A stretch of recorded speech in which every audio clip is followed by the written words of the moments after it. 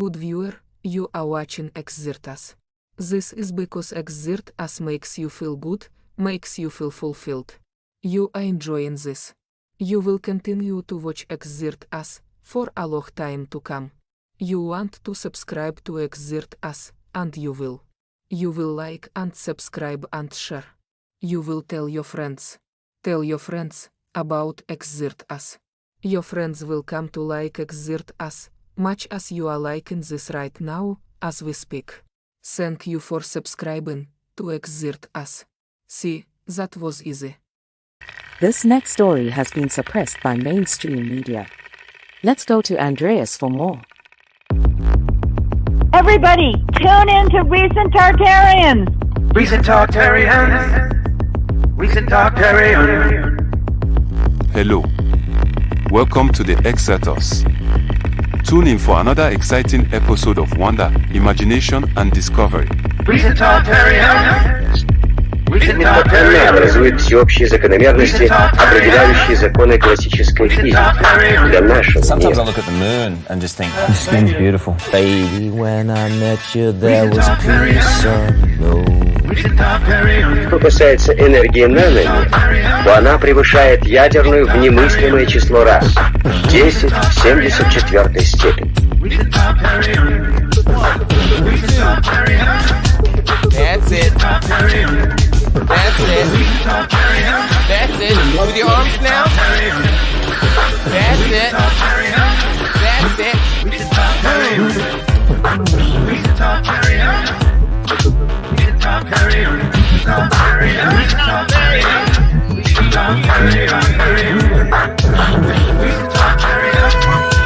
Thank you for watching Exertus.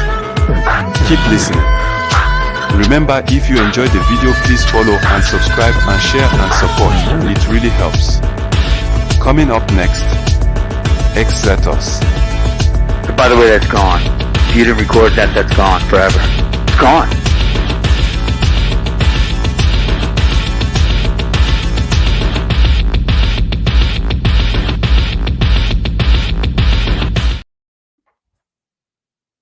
You know what? We gotta do a little bit of, let's do a little bit of background there. Hold on.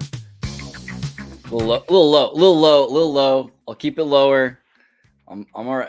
I'm just, it's, it's the middle of the day. I still feel kind of day vibes. You know what I mean? For you, it's like the deep of the night. I'm going to synchronize. We're going to meet somewhere in like Tokyo Funktown. How you doing, Raph? It's good to see you. Did you know that supposedly, good to see you, in Arabic, the moon is male and the sun is female? Very strange. Really?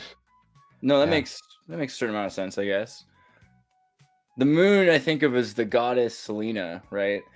That's her name. When people say like the moon or they say like the sun, I always like get NASA and I'm just like, oh, how simple Lego education was. That's weird. Like, isn't it? I feel bad about it. Like when I hear them say the sun, it's like, oh, you don't call it Sol Invictus. You don't mean like particularly Sol Invictus. When you say the moon, you don't mean like Selena. You mean just. Well, I would say just the fact that there is no gender in English, right? I mean, there is gender, but you don't regularly notice it, right? Depends. I don't know. Yeah, that's kind of a hard thing. You don't have D there, das. Like if you translate a song like these days, it's better to use ChatGPT because you can be like, translate this document like to be in like a male is saying this, right? About in German especially, it'd be probably even more important to like say what items they are, what nouns they are, because they have such specific values. I was just thinking with Selena, it's interesting because all of these goddesses are war goddesses. So either like femininity as violence or love and die for your god. But then men took over violence, right? And so they think of, they want to have male war gods, like Martian kind of perspective, probably. Yeah, that's good. How you been? Well, yeah, so I want to show people this really quickly because we do a lot of these shows. Where did I put the link? I just had it. It was so cool. No, that's not it. I have it right here. This is funny. You keep stalling for me. I'm just starting my day, dude. I just got back from dropping my mom off at the airport, and you know, there's no like fuel in the house, so it's all cold showers from here on out. Raf at Commency.at has this really sweet website. You guys know that, like you've seen it. Like he's got links to all kinds of videos. By the way, yesterday he did a new video with Ewan Jr. that's out, 33 degrees, occult magic. Starts out real strong, but I had to go to sleep. So today I'm going to finish it. I was pretty excited about it. So yeah, that'll be good. But the other thing is we do all these shows and we talk about all these things. And then he's like, where are the links for people to find the links? Oh, you like that big wide shot. You want to see your apartment. Yes. I like being really like real close to you. It's fine. Okay. Oh. No. It's okay. This is my favorite show. So what you did was you actually prepared the links you send me. Check this out. Literally, I'll go back to it. These are not the links, but yes. I didn't put it public. I didn't put it public yet, so we can like play test it first. Yeah, but for the smarty pants in the room, Neuropa, May 8th, 2024. Yeah. See, like if you ever want to like social engineer, I'll check the statistics later, you know, to see who's if you want to social engineer this guy, just be logical. Like you'll figure your way out into his website. He's probably got like reasonably logical strings for titles. But also, he had assembled the links that we're going to talk about here today, which is really cool. So exactly. That way you can go back and find this stuff, and maybe we'll put this link in the description. You never know. We might. Right, exactly. So as you can see, this was for 8th May, so we're a bit in delay, so it's a bit convoluted, and also there's even more stuff.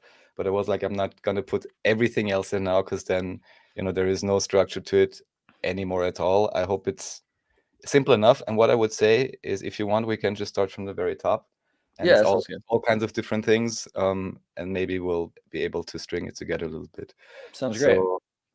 Yeah, let's start at the start with the peer-to-peer foundation. I don't know, have you even heard of the peer-to-peer foundation? Yeah. There's like, you know, there's a few groups that kind of work towards like meta web, and some groups have pushed towards Web 2.0, which kind of caused a lot of people to say, hey, we really need to have a peer-to-peer, you know, coalition. But I don't remember like who's involved at this point. So at least back then it was Michel Bauens, a really cool guy from Belgium, who was a telecommunications guy. Right. And then he moved to Thailand, and only then and again was like touring different places. I got also to meet him 1-2 times. Oh, well, cool. Interesting to check out. Interesting concept with the commons. By now I would actually love to know, because I didn't check up on it recently. I was just like, oh, if you haven't heard of it, everyone should just know that this exists even, let's say. Right.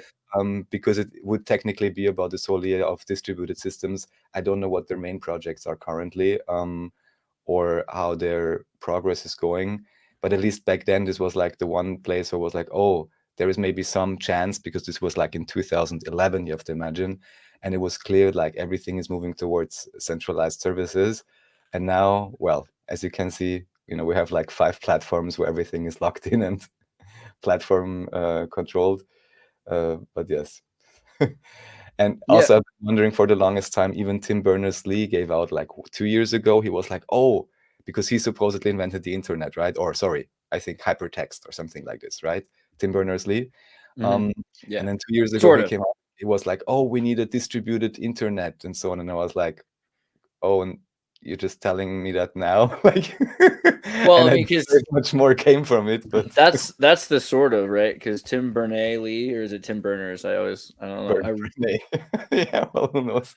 Right, but you read up on like how this all came to be, and really like he's just implementing like a SAGE DARPA system and saying we need to have some sort of projected communication. So HTTP and what we think of as the internet, like it was all designed for the purpose of having like if this city was nuked, then that city would have servers still, and if that city was nuked, this city would have servers still. So that ended up being more useful than we realized, because you could truck data to different servers.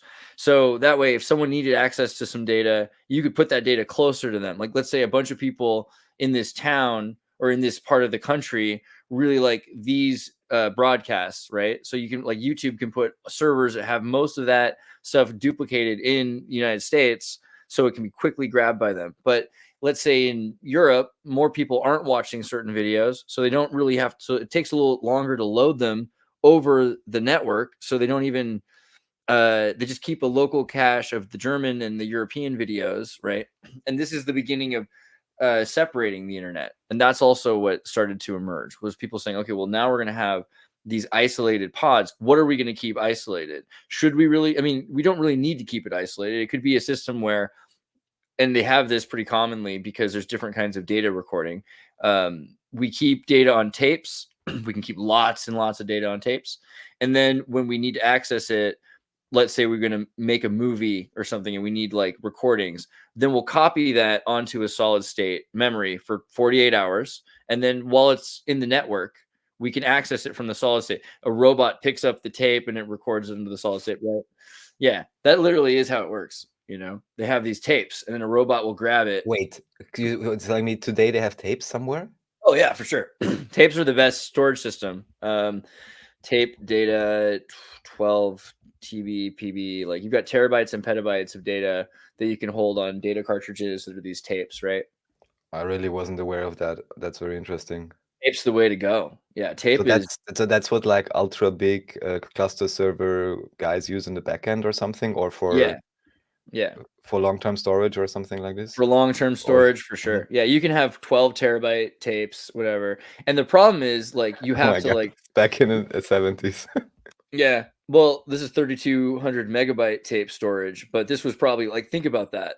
That's over 3 gigabytes, right? So 3 gigabytes of storage a few decades ago or something. Yeah, this is at a time when, like, if you had access to 3 gigabytes of storage, it would have been just insane. Like the amount of movies you could have stored in super low definition and done like video game work and things like that. This would have been very useful if you had a giant network and you were storing data assets to make like a Sega game, or if you were working with Silicon Graphics and you're making Terminator and you needed. So then what you could do is you could have the frames process out frame for frame for frame for frame of like a melting Terminator. And that might take 2 months or something like that on like 40 computers that are in a render farm, all running Linux.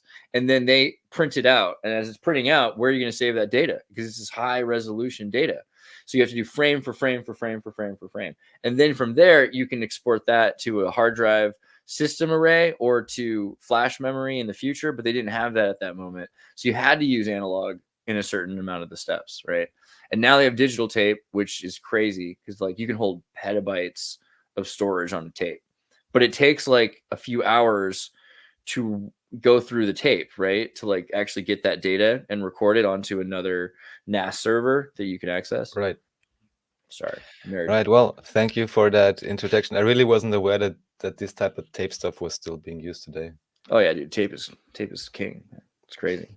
That's very interesting. So if you like, we can go on. We don't really have to watch the first thing. I just pulled it up because of the second clip from this guy. This is a guy with an interesting channel, Real Talk and Hip Hop. He also has a different channel with like business or something. And oh, this is actually a song. Oh, we can actually listen to the song if you want. It's just a minute. I feel like we'll get. Do you think he's gonna copyright us if we do it? Probably. I hope it's a cool guy. I don't know. I hope he's a cool guy. It's usually the robots. Like if somebody puts up a piece of music like this and like they're trying to protect their work, and I respect that, but you know, of course, they're gonna have like a distro kid or something like that. Then those will go out and find the music that someone else used in a video, because like how's an artist going to spend all day looking for that? So he just signs with DistroKid and then they claim. Right. Of course. I don't even think that's like a registered song or anything. Anyways, why I brought him up is because of the second link, the Bragg's apple cider vinegar. I hope we can listen to this one. It's just a minute. Or is it also then it's commentary? So this is this. No, not this. This is the song. But I gave him a shot. Right. This one here. The second, Bragg's ACV, just because he had the same experience as I had, and this is one of the only recordings I could find on the public internet where someone's confirming my delusions. So we can. It's all Bragg's apple cider vinegar, some good stuff. Bragg. I don't mean to brag or nothing. Bragg. Really? It used to be an S on here. Where are we at? All right. So I'll just, for everyone who doesn't know, I'll just very briefly recount the story. I've been to the US a few years ago, and already, you know, having changed diets and so on, eating lots of salads, I was looking for the proper vinegar. I looked at in the store. I was aware I'm in the US. I have to be super careful because everything is, you know, glyphosated and whatever. So I'm looking for vinegar, and I see this comparatively bad-looking label, and I was like, oh, it says even with the mother, whatever. This seems to be the, you know, health choice I can pick. And I had never seen any commercial advertisement, anything for that ever. And I can clearly remember the label saying BRAGG''S, and also the text being arranged differently. So because it looks different if you have more or less letters, right? Right. And you now, say like, you're like, I want to get a bottle of Bragg's. You wouldn't say like, I want to have. Yeah, maybe today people would say different. I don't know what Bragg. people, but many people say, even in commercials, they often say, "Oh, there is an S." Yeah, I was desperately trying to find it by typing Bragg's Mandela effect, and it took me a long time. But someone had made it, you know. I don't think it's real. Yeah, but no, the S looks wrong, and there's no apostrophe. And also, I think maybe it was even like this. I'm not sure if it's like, but anyway. So this is one of those things where apparently now all the former labels changed. They never had that name and so on. And I could more imagine if it was a product that, you know, I was used to or something. But since it was such an explicit experience, and I bought it in several stores, and then I came back from the US, of course, I'm noticing there's this Dude, Mandela look what they've effect. done to Pikachu. Yeah, bro. exactly. I mean, exactly. This world is messed up. I don't know. Exactly. So then I'm reading up on it. This list comes up, and I'm like, oh my God, how is this even possible? And then at least for me, I was like, you know, if there is something like a sign or a symbol or a path, I was like, okay, if this is being put in front of me like this, is not something I can ignore. So just point that out again. Then actually, if you want, we can go forward to the reset research, I think. Let's see. Oh my God, yeah, if you want, we can watch the Jay-Z one. That's just more entertainment BS, but just to see which people are hanging out. It's just a short. Yeah, it's interesting. No, this is a longer one. We don't have to watch. It's just interesting to know that he's talking about it. But the short, yeah, we don't even have to listen to it. Just to see, you know, Jay-Z likes to hang out with Abramovich and so on. Yeah, so nothing surprising or anything, but just to point it out. What are they saying that Jay-Z does? He's with Maria Abramovich. Yeah, okay. Yeah, that's adorable. Look how he dances with her. Oh, that's so he's like, yeah, wow, this is weird. He's like super into it. Like it's like he's dancing with it's like a 10-year-old dancing with his babysitter. You know what I mean? No, I don't know what you mean. All right. It's like Padme with Anakin Skywalker. I'll keep going. Yeah, that's all right. Yeah, pretty much. So yeah, the other video is just from Mag, and also what I brought up before is the interviews with Jaguar Wright.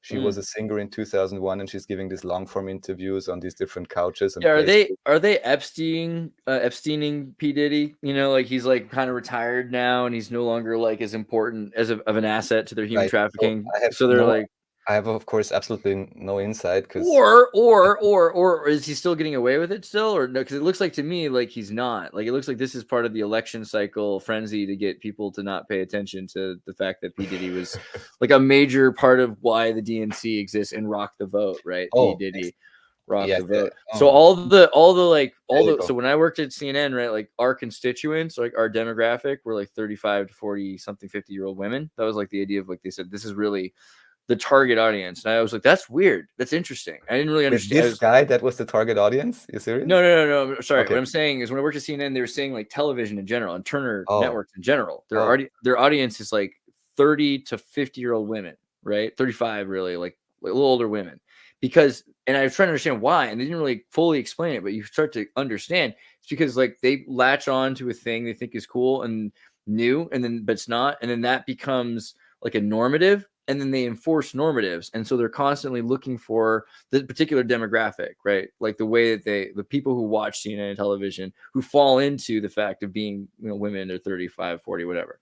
They also are people who watched MTV.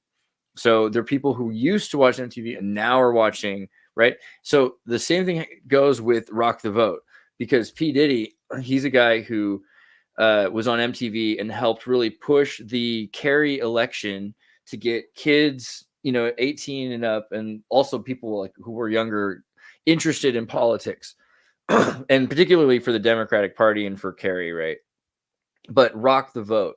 Vote or die. What was the other one, right? Vote or die, I think was Puff Daddy also, right? Citizen I mean, Change. the one thing that was always very peculiar about this guy, because I never really listened to any of his songs, I wasn't even aware of it, except maybe some collabs, and then you realize like he's the perfect guy, even if everyone else also gets everything handed to them, but at least Busta Rhymes can rap fast, you know, like that's for sure, right? So, and with this guy, it's like he's the most, I don't know, generic. It's kind of sad, but this is what you do.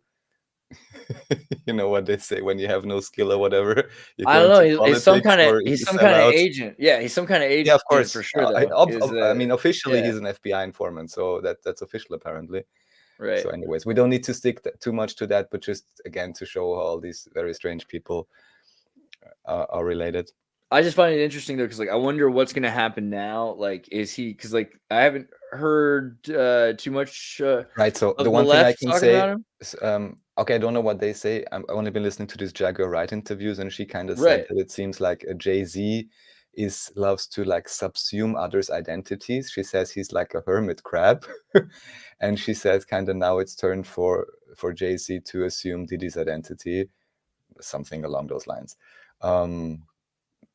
Yeah, I mean, I'm trying to see if there's any like CNN style like blue articles, right? You go to Ground, and ground.news will tell you like how left or right the articles are, and so it seems like they're trying to say it's pretty centric, but I don't know. Let's find out. Like, independent allegations made against P. Diddy Combs. If the left goes out against him, that's going to be really interesting to me, because like I was wondering if they're going to drop him like an Epstein, or if they're trying to protect him still, because he's still an asset to both like Chinese lobbyist money through the media and tech, or through his control of through getting people to vote on their side through not just his own music and people seeing his face, but through producing other artists, younger artists, and whatever, that he can control narratives in ways that people don't realize. Again, this idea of him being a celebrity is just sort of happenstance, because it's like a good excuse for why he's wherever he is or whatever he's doing all the time. I mean, I would really love to know if there's any statistics how effective it actually was to like employ him for a campaign such as that.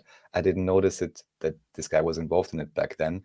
So I would love how much the political real effectiveness is, and if it's not maybe more like, oh look, one of the excuses, let's say, as to why they had a certain result, but the result itself must not, solely be contingent on completely one individual, one vote, process and all of that. However, what I can imagine, and from all that I've heard from these supposed whistleblowers and people talking about him, is that he's very effective at other things. Maybe not at collecting votes, but collecting, other things. And yeah, so because that seems to be so widespread as well, so it seems to be connected with this guy. Leftist take: Diddy is the latest in a long line of musical abusers. How should fans respond? Okay, well, to be fair, that is a way to look at it. Kind of a dark take. But yeah, so let's see. Next link, you got Quiet on Set.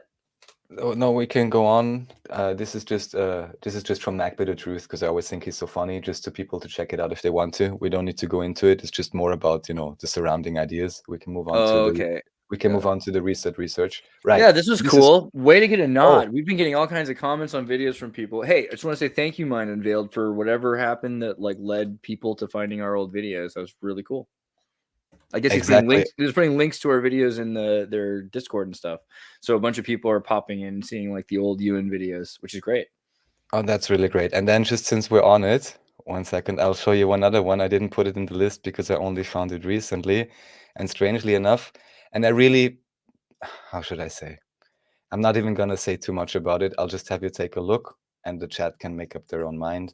And obviously, I like that he put the Kufik. He's done it all. This is the whole thing all laid out. Let's see, where's the Kufik part? So sorry, let's go for this first. So the cool thing here, I just like because I've been using the Kufik logo on like t-shirts. Where is it? There it is, right here, right? There. I've been using this with a QR code pattern, right? If you go to I forget, it's like the Kufik Xirtus t-shirt. Yeah. So I thought that was sweet. that like, you know, I'm gonna win. Nice. Yeah. So first about this one. So this is really great that they did it. They also, mentioned David's work at Good. the end. They say basically it's based on his work, which is great, and just overall very good that there is a larger channel with the appropriate audience that understands this, that actually starts discussing these topics, so people can make up their own mind, and hopefully open their minds and do some more research. Right. So yeah, right. So here, yeah, this is the right part. So this is, I don't know, accidentally saw this again. I had seen before that if I want to use the pronoun that it is defined, she does something related to this, but I didn't watch it because it was obvious like it will be probably not a too thoroughly researched debunking video, which it is. And however, then I watched and I noticed that actually maybe around the time when I put it, so 1500 in terms of seconds, this would be, I should be able to calculate. 1 second.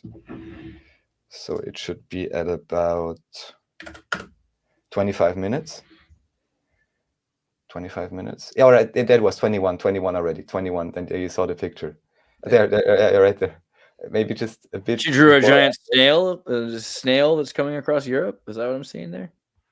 Yeah, no, she's making some drawings, but I think the funny thing is that she's showing David Ewing Jr.'s work or books without like linking it or anything, and then in particular showing the transvestigation book that he wrote, and she's going through these supposedly things, and here, this is the most fun frame, I think, if you go back one frame. You have the transvestigation on the left and her on the right. And of course, she's particularly into that. And then she just goes on and be like, oh, it's so childish. She just made the screenshots. And well, what is it? I haven't read his transvestigation book. Like, and I kind of like. It doesn't matter. It doesn't matter. But is it about like hermaphrodites, like on Akhenaten and like androgynous alchemy and Hermes Trismegistus?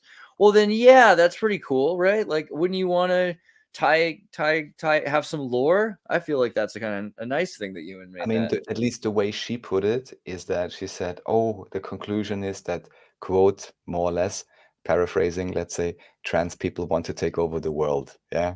No. It's trans people have been running the world for thousands of years. Dude, it's the opposite of paranoia. This is the problem with some people. This is the big problem I think a lot of people have. It doesn't matter what color you are or your creed. It's how you look at your life. Are you paranoid or pronoid? If you're thinking that the world is conspiring against you rather than the world is just usually nice to you and trying to help you out all the time, that's the wrong way to look at things. So she's thinking that there's this big diabolical thing, and you give them this idea like, no, actually, it's not some new thing that's like trying to take over the world. It's the thing that's been running the world the whole time. Shouldn't that be like this huge relief? Like that should be the thing that makes everybody feel united. Yes, I mean, maybe then we wouldn't need special parades anymore if we... No, we would still need special parades with flags and with... I think about it, the elite always want special parades, Raf. That's not going away. I'm sure they do. So anyways, just bring that... Oh, right. Why did I bring this up? Because strangely enough, this is one of her top videos, like the third most viewed video on her channel. And it's basically a really shallow debunk video. So I cannot really... I mean, everyone, please go watch it if you want. I think I actually did watch a lot of it. I've been watching a few debunk videos recently because Professor Dave explains. I like to just troll. Professor Dave please! I just can't help it. Like every time I see him, just like one of the best. Yeah, I'm just like, dude, like this is really what happened. Didn't know he's talking about Soteria. No, he's talking about Theology, which is fine. The thing is, I like watching him for a lot of reasons, not just because he's doing a service, right? Like he's showing you what happens after you've been vaccinated, like how you live. And that's great. Like we need to have a longitudinal study. It's this guy. And, listening to him try to understand any point, it's crazy because I went into it kind of thinking like, I don't know, Terrence Howard's kind of like whatever, right? But like this breakdown of him trying to say he's a madman just, of course, makes you want to hear more. You're like, wait, why do you hate this guy all of a sudden so much? Like, what is he saying that bothers you so much? And everything he does is he tries to like break down definitions into things that have nothing to do with reality. So he's like, a fact is a piece of datum, you know, and like overpronounces it and everything. He's trying to be all, it's pompous. It's like, dude, you're so like, you're clearly on scotch right now, desperately alone. I feel so bad for him. There could be many reasons for this, but at this moment, I didn't really watch or understand whatever Terrence Howard is doing. But I could well imagine this is just to fan the flames of whatever they're talking about and be like, oh, anything this is that's so important to discuss about. You know, like it's biggest thing ever. So yeah, I don't know. Well, you know, just anything that he's talking about. Yeah, that's what I feel like. He did a flat Earth one recently. That was the last one that I saw. I was like, really? It was on Eric Dubé. And it was just like, this is really interesting because, you know, you're Professor Dave. Yeah. Right. I mean, Professor Dave, artist Professor name. Dave, right? He's a freaking TA. I don't know. It's pretty funny. So, but yeah, no, this is important. Actually, there are good things on YouTube.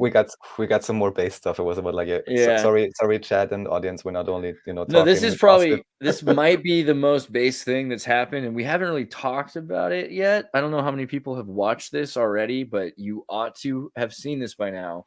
This is, you know, I'm fully jealous, but at the end of the day, it would be a privilege to speak Russian well enough to have an interview with Anatoly Fomenko. So like that's pretty reasonable that this is a fully in Russian interview. However, they have it, I think it's AI dubbed.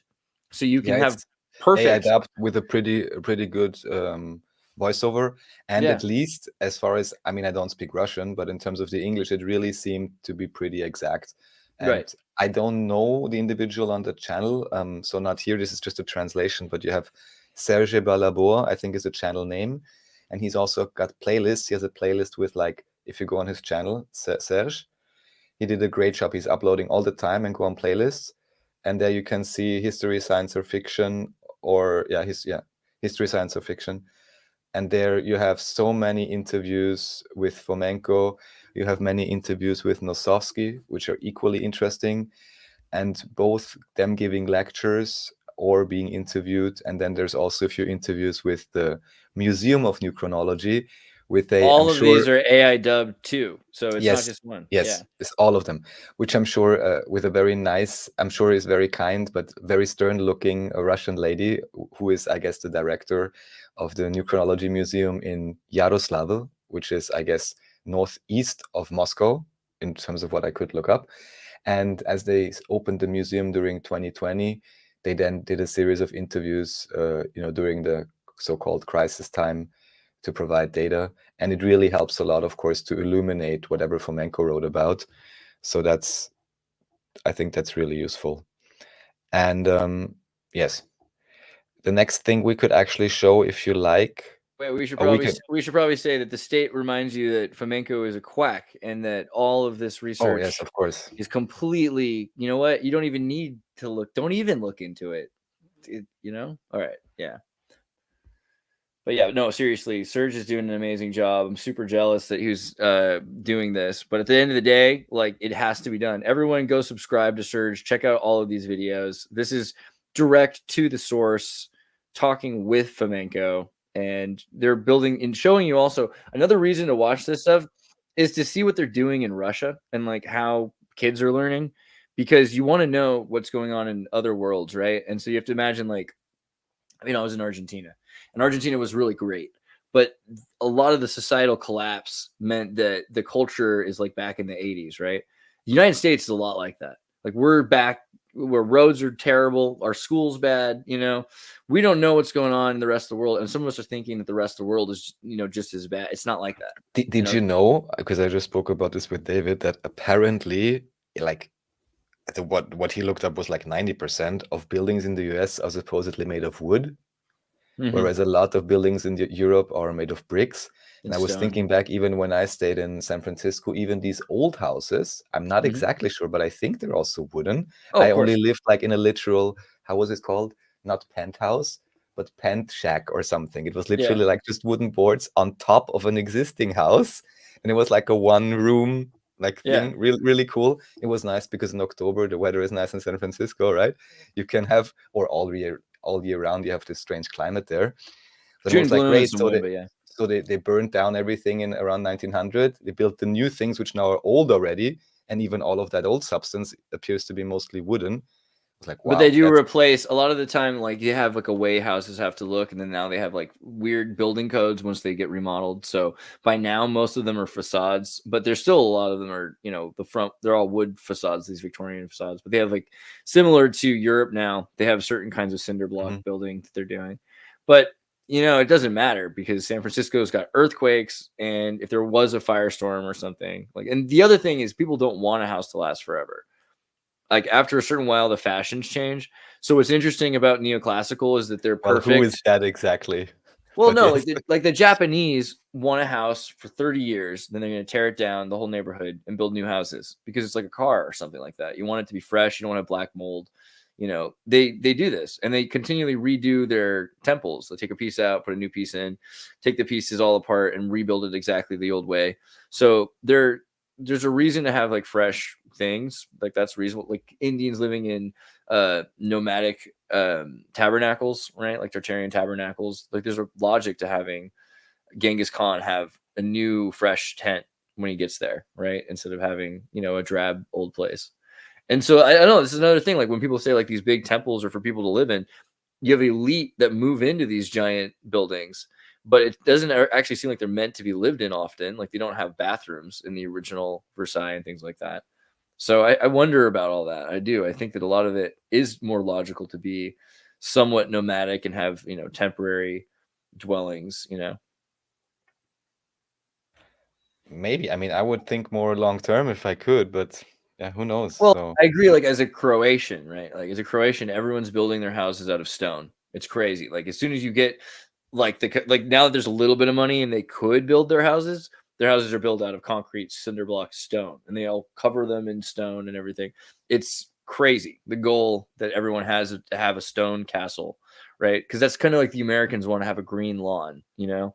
They all want to have a green front lawn. Well, the Croatians all want to have a stone castle. So, and it's permanent. And the reason it's so logical because you're thinking your kids are probably going to have to live in that house in a few generations, right?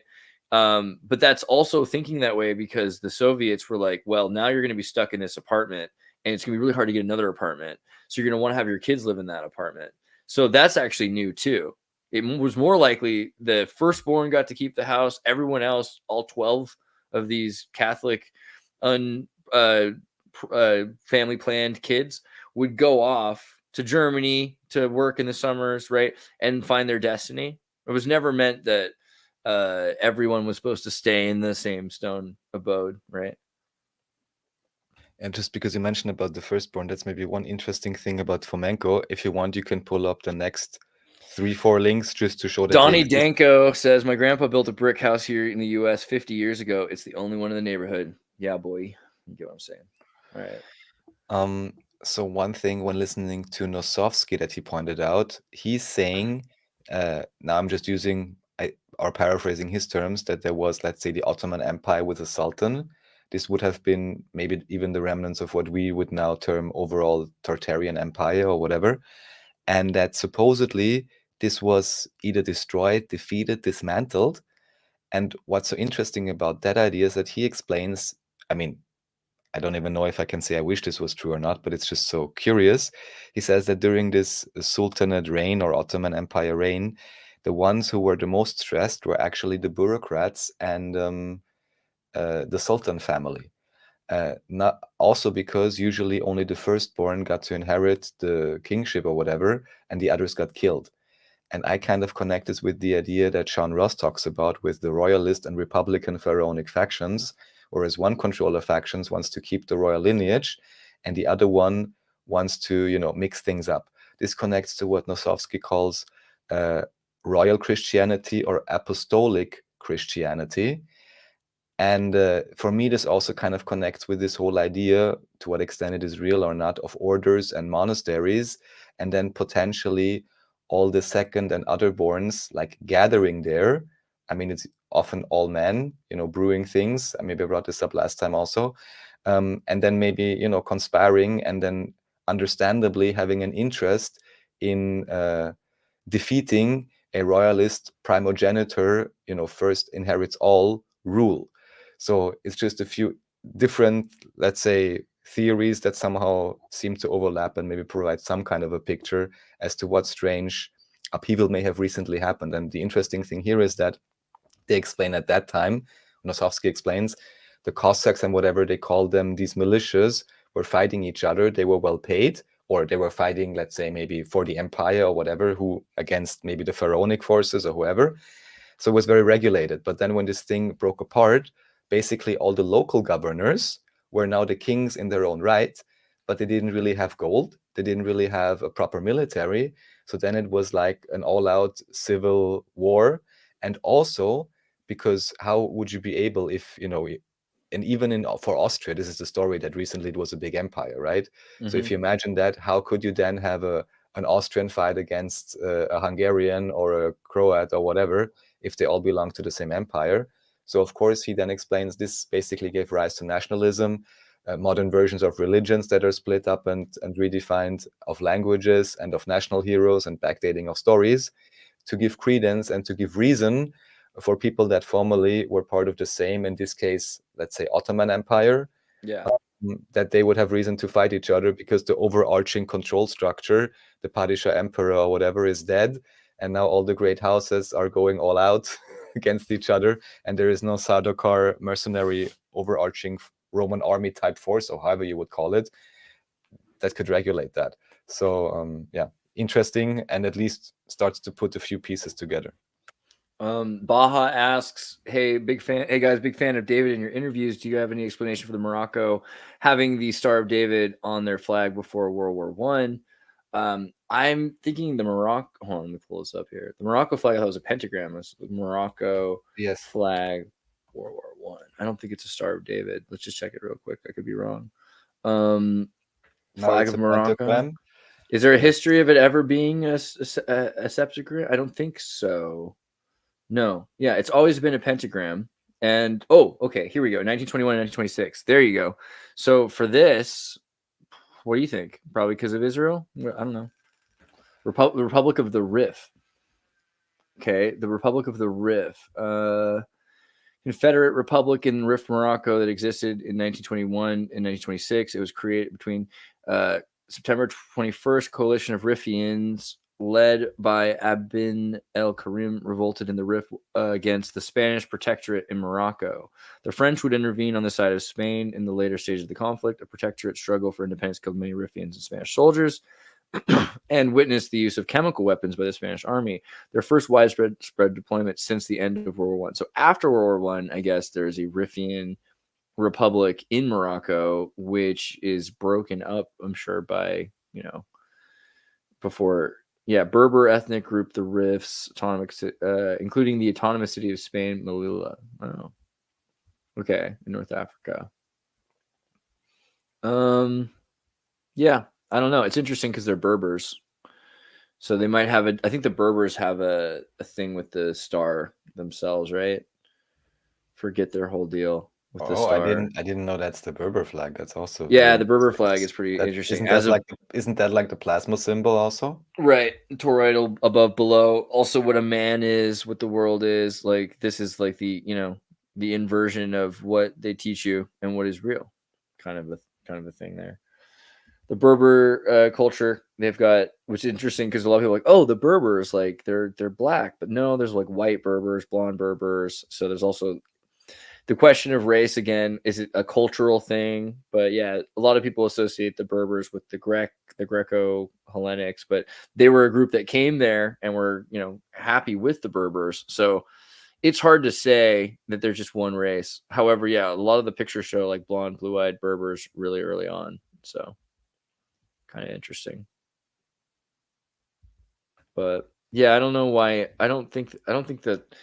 Maybe that could be the reason that a lot of the Berbers are Christian, right? They have Christian Berbers, and I mean, I would honestly now look at, because now it says predominantly Sunni Islam, I would look at the founders of whatever this is, and then just look at their connections of whoever founded this republic, really, and who they were trained by and so on, so we can check if this is just, another faked up conflict, or the son of an Islamic judge. Leader of the tribe named Qadi in the 1880s by Hassan I. traces ancestry to patriarch Zara, who was originated in Yanbu, belonging to an Arab tribe, which he derived his name from. Or can you just see have emigrated to Rif and settled to Beni Urigagel?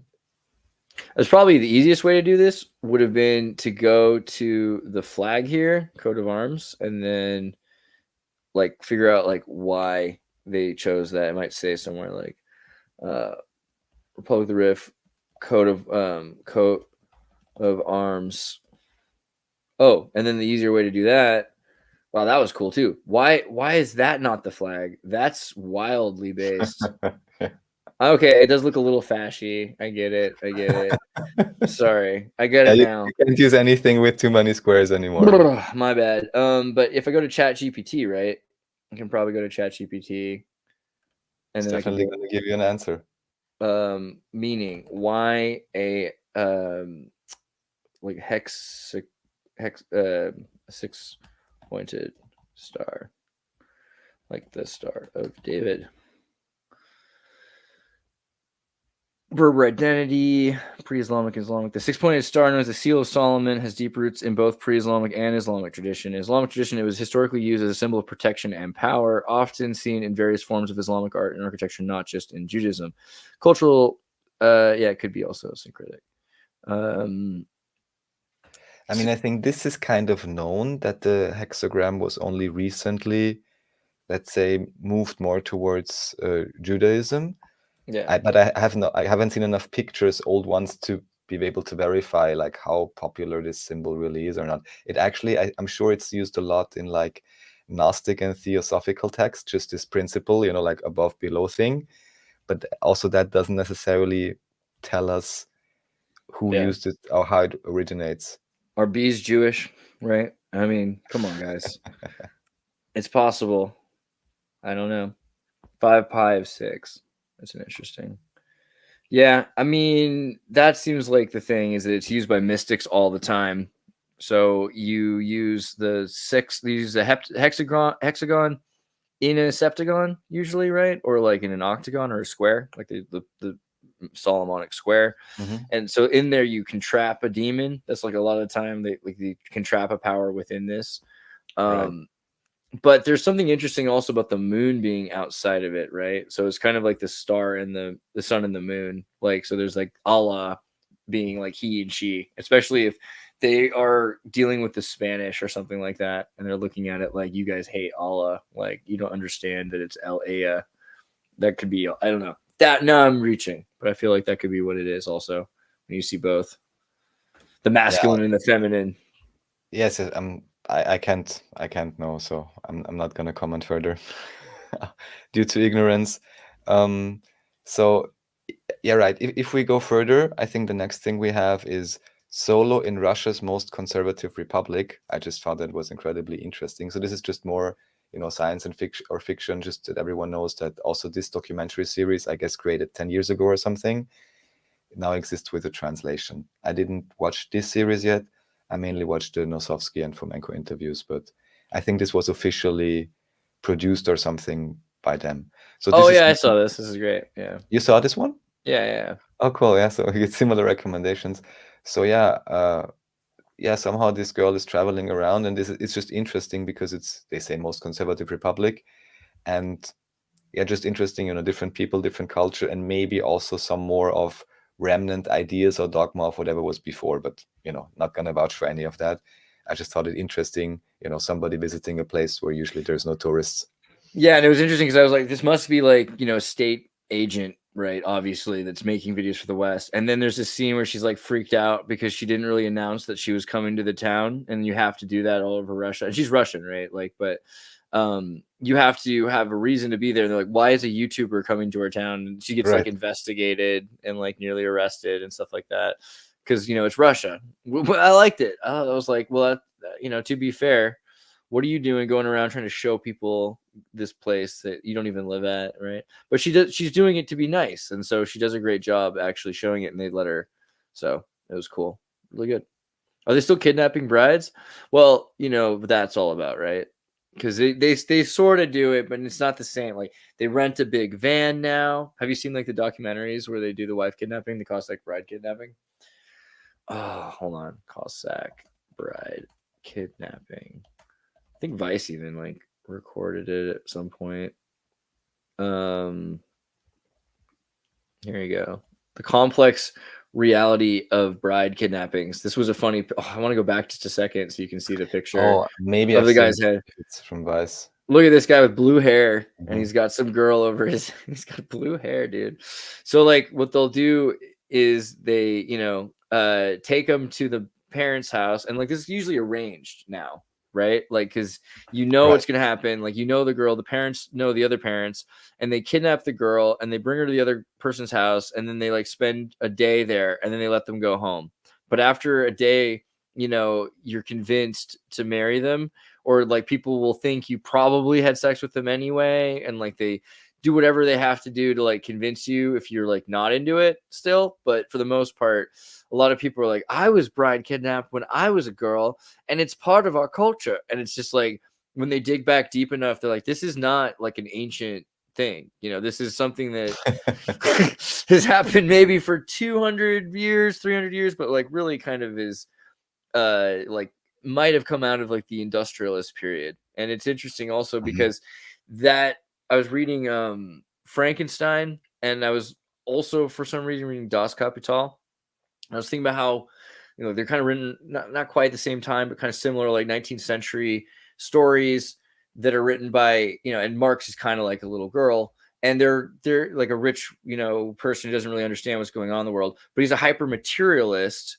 So what he's doing is he's making a story about this horrible, nightmarish monstrosity of capitalism. Capitalism is then this ambiguous force in the universe, right? So it's like, so Das Kapital is the greatest 19th century horror story, right? Because it's all about how capitalism is destroying and taking over and corrupting the wills of the every man and woman and child and everything like that. But in relation to what was going on at that time, and you see how wife kidnapping emerges from the elite to the peasant states, that's maybe distinctly real, right? What part do you mean is real?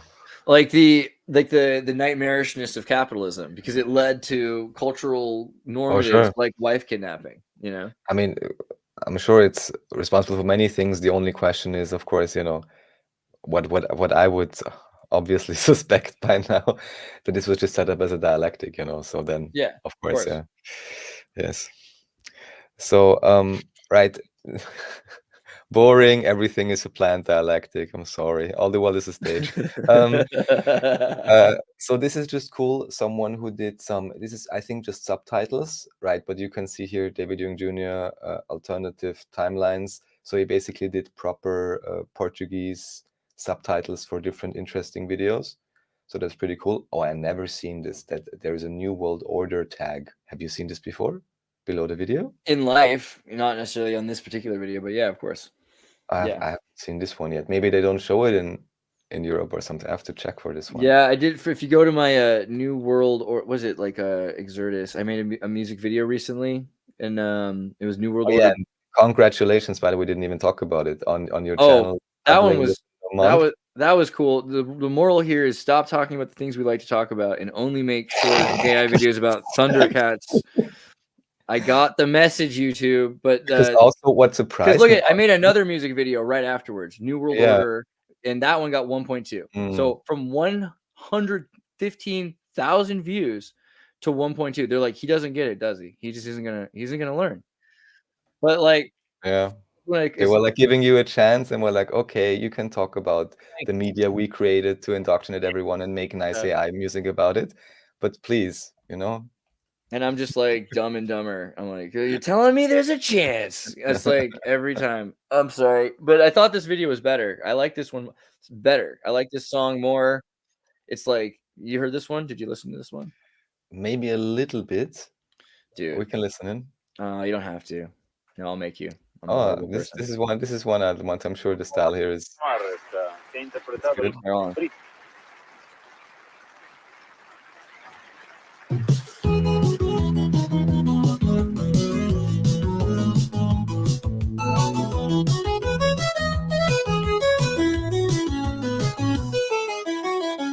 a product in the sum of the Agenda 21. Oh, nice. I'm a new world order, baby. Yeah, I listened to it. Yeah, it's great. I am the model from the main KGB and CIA.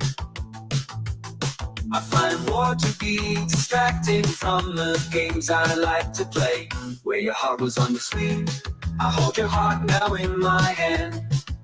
I drip blood upon the soil that it may fertilize the land.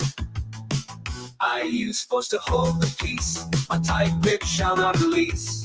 From the soils of my spoils, from the dowry of your niece. The problem is that song, it's maybe not YouTube's fault. It really could just be that there's a limited demographic of people that are still traumatized by like Sovietisms and Yugoslavia and MK Ultra. That's just it's a fringe demi, you know, and that I'm not being realistic, and that Thundercats is a larger demographic. And so I think also like what happened with the Thundercats is like I think the relationships of these two numbers actually suggest the reverse of what you just said. I wish to God it was. it. but the other thing is a lot of the Thundercats views are from external sources. So I think like Reddit or something like that, and people didn't like the video. They just watched like, hey, look at this video, and liked the video. Would have been great, but since they didn't like it, it's just they saw it once and it was gone.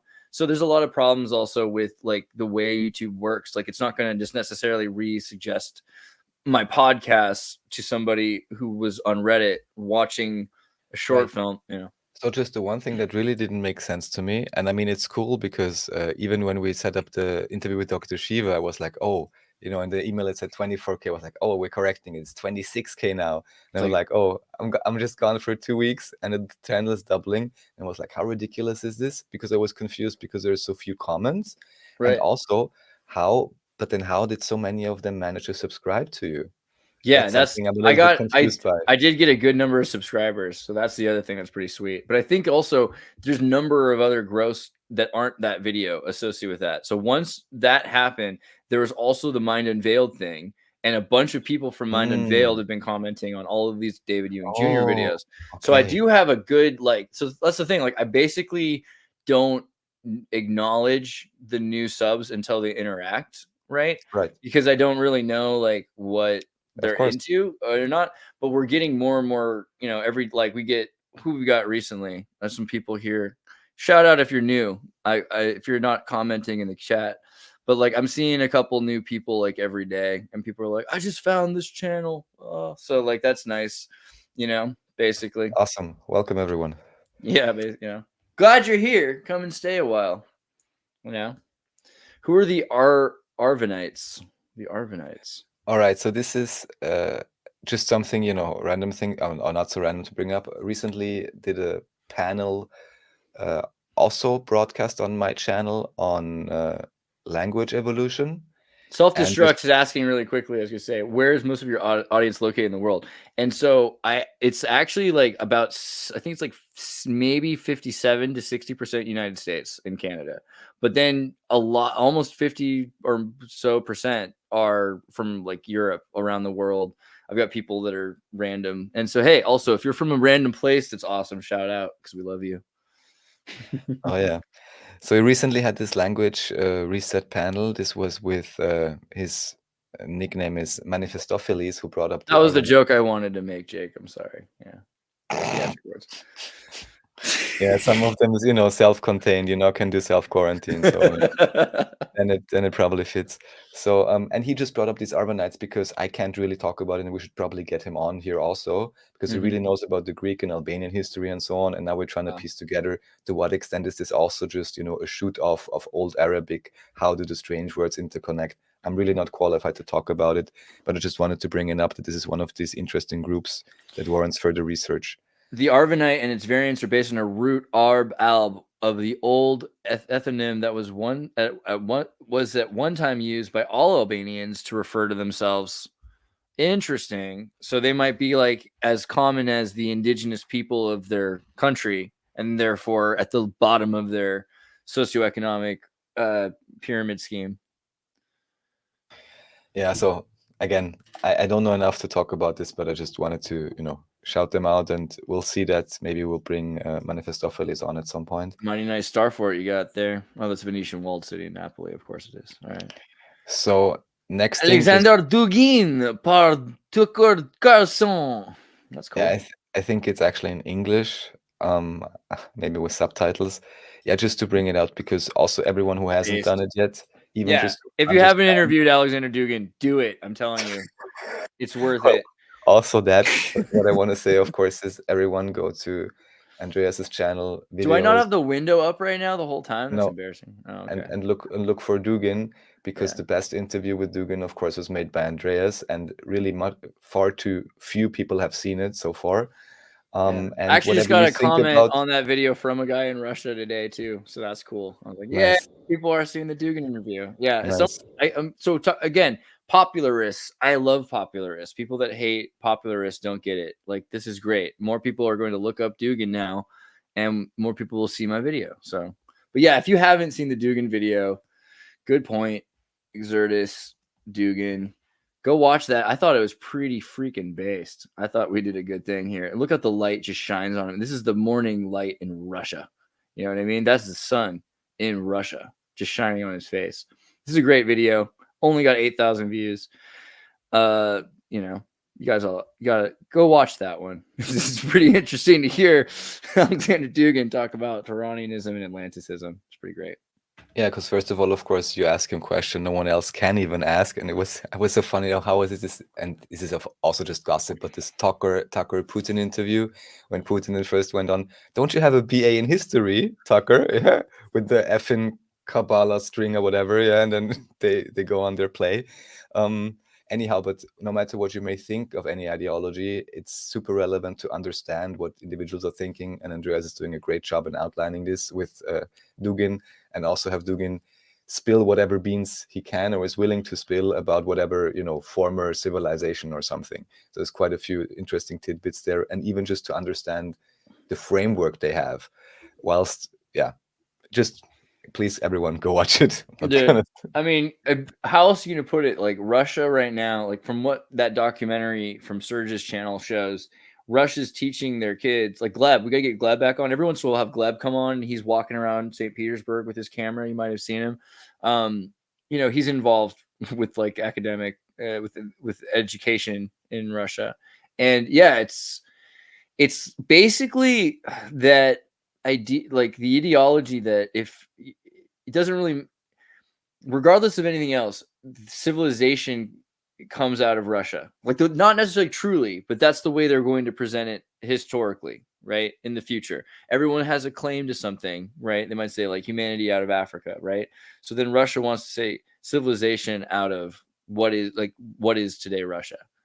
And what does that mean? What does that mean? Like, the difference between civility and primordial man, right? Like because they're going to basically say like the difference between a caveman and a civilized person is Russification.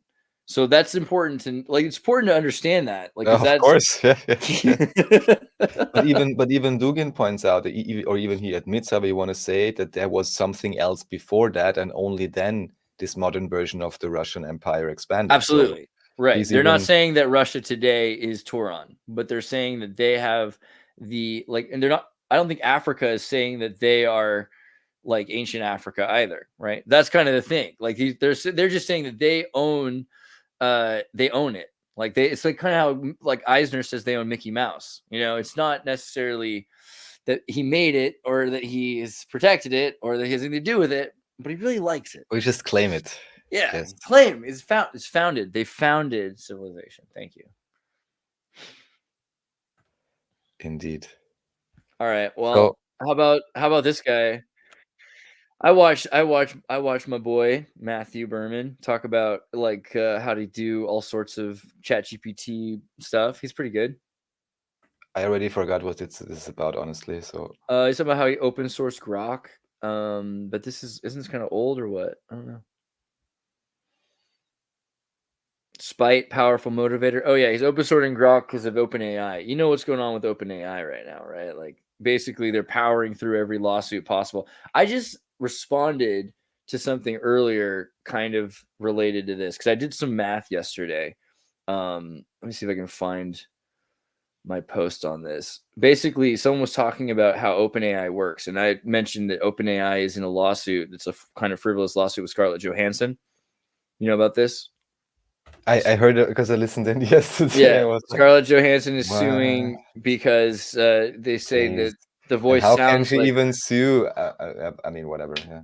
Well, but she's saying it's mainly going to make them more popular to say that. But like, yeah, the idea that she played her is kind of the issue. Like, so they're relating it to the most popular thing. Where did I post this, man? I can't even find it now. Energy consumption costs. I was trying to find it.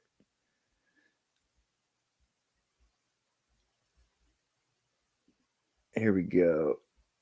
Yeah. Okay. Sorry. So basically the cost of energy consumption for ChatGPT. And I made a joke about this like 6 months ago. I was like, God, like how much, like what if it's costing like the amount of power that it takes to run a house, you know, in a day, like every time I make like an AI picture, you know, because it's just freaking me out. Do we know? I kind of think I figured it out. So basically the energy required for even just training AI such models can be in order of megawatt hours or even higher. So that's just the training of it, right? So before you get in the door, it's like a rocket launch. Then afterwards, that's consuming hundreds of watts for serving a single query, right? So maybe like 400 to 600 watts for a single query. So like, and that's just for a question. You know, AI pictures usually are a little bigger, but they figured out smarter ways to do it. So they're getting it down, but it's more like, you know, it could be 1,000 as opposed to 600 if you're talking about making a picture. So this picture is probably something like 1,200 watts, maybe. It could be 400, probably more like 1,200 watts. We approximate that the human brain over the course of the day use about 480 watt hours, which is 20 watts by 24 hours. 20 watts, right? So that's kind of the amount of power your monitor uses in sleep mode. Okay. So your brain is having a lot more thoughts than that in 24 hours. And it works out to something like a quarter of a calorie a minute for like 17 hours or so of critical thinking. And so it's crazy to think about the efficiency of the human mind and how inefficient the tech is right now for asking a single question, right? It's taking not just the amount of power it takes like a house, the amount of power it takes a person in a day, you know? And that's just kind of wild to think about because it's like hyper consumption because we're having thousands. I do thousands of pictures and all these hundreds of AI songs and talk to ChatGPT all day, all the time, right? So that's a lot of energy that's just being used, being wasted in a sense. Maybe wasted is even a word. I don't know, because is it really that valuable? The AI picture of a crab I just made for this picture, this post I did, like to explain. Well, I think that the issue is that since it takes quite some time to tune, not only to train it, but then tune it and prompt it properly. If I could guarantee that every result I get is, let's say, a top 10% result, that'd be great, but it's not the case. So if you fed people right and educated them, you'd be surprised what kind of top 10 results you can get. You know what I mean? Well, please, let's not talk about natural intelligence. But yeah, I guess we have to come so far with, you know, even here, I don't know if anyone really understands, I haven't looked into it, what these tensor cores and so on really do, whether it's like a black magic in the end or not. Yeah. But still, it seems to be some kind of linear processing. And here again, we have the massive parallelity of the human brain versus, you know, infinite clock speed. But yeah, if you need to burn down the house to get a draft, well, yeah. Number one, I'm sure we can make it much more efficient. And number two, maybe going a few steps further here, in the end, we will come to realize, oh, actually, it's more efficient for sure. But I mean, for sure, depending on the exact thing, but also more, how should I say, effective to actually do engage artists with certain projects and understand what AI is. Well, I mean, so imagine you have somebody like, so usually what you do is you might want a really great artist, but it's kind of expensive, right? Like, so, you know, you scale for your project. And if you can't afford a great artist, you might just get a pretty good artist. If you can't get a good artist, you might just get a technician and you might just have notes for that technician to follow. And if you can, you're going to do that because Fortean managerial theory says not to have like irreplaceable parts. And if I make a movie that is good with this artist, the next movie I'd have to use the same artist, etc. You want to be able to do things in repetition over and over again, right? So if you take a person who is, you know, this is kind of like the Monkeys scenario. We're talking about the Monkeys movie recently and how Don Kirshner found 4F people that couldn't be drafted, and how later on with the Partridge Family found people that could not and would not be able to tried to play musical instruments, made sure that this band would never be able to play their own instruments for safety, right? So if you find somebody who's not an artist and you can train them to be a technician, especially if you can neural link them to an AI, right? Then all of a sudden you might have something, because then you have the human biology, the metabolism, which is a far more energy efficient system, but the condition of needing to install an artificial intelligence in that system so that it can do that art better, right? So what are you installing where? Like you basically, the mind, you know, you'd have to give the human the same intelligence that's in an AI system, and it would have to be a little adapted to be able to also run the human body. I think that's a long shot, but I'll just leave it there. I mean, honestly, you know, as a teenager, sometimes I played Shadowrun, you know, just not tabletop, but how do you call it, pen and paper role-playing game. And back then I always was like, you know, I'm not going to be interested in any of the cyberware, unless maybe if they get a really good, what they back then called a mathematical coprocessor, was one of the cyberware implants, you know. But I mean, actually, for really just mathematics, I'm sure we would actually have it and maybe even manage. But yeah, I mean, I feel like if a computer can run a car, or if it can run that many systems in a computer and be aware in a network of that many sensors, then running a human body seems pretty easy, because the human body is mostly autonomous. Like the brain isn't telling the body to run all of these things. They have their own exodrivers that are running themselves. These organs can kind of do a lot of their own business. Of course, I mean, assuming we have the complete API documentation for everything, both in terms of real biology and actual software, I'm all for it. If we haven't learned everything about human biology from all the war crime studies from the last few wars, then I'm sure that the next one will get her done, right? Pretty much, yes. So yeah, next thing is fun. This is great because, right, so this is just a response from the Morgal. I think you really get more of those notes than me, or something in my browser is blocking it. I have to check. Really? I'll check this right now. Am I getting this? Well, from now on, you can open the windows. That way I can't interrupt you. But no, it's fine. I really don't have them. I'm wondering if my blocker or something. It's crazy. I don't get the notice. All right, so this is just a response. So the Morgal, you switch to the other video. Yes, this one.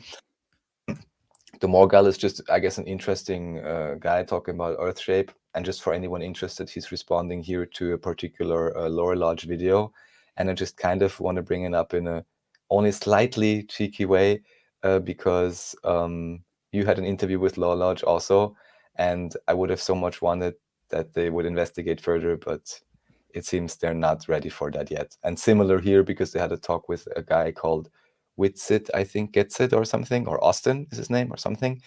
And yeah, just very interesting. And also, I'm not sure if I put it there, and this is really just more for fun, but anyone who likes this type of content will really enjoy it, which is a channel called Robot Polisher.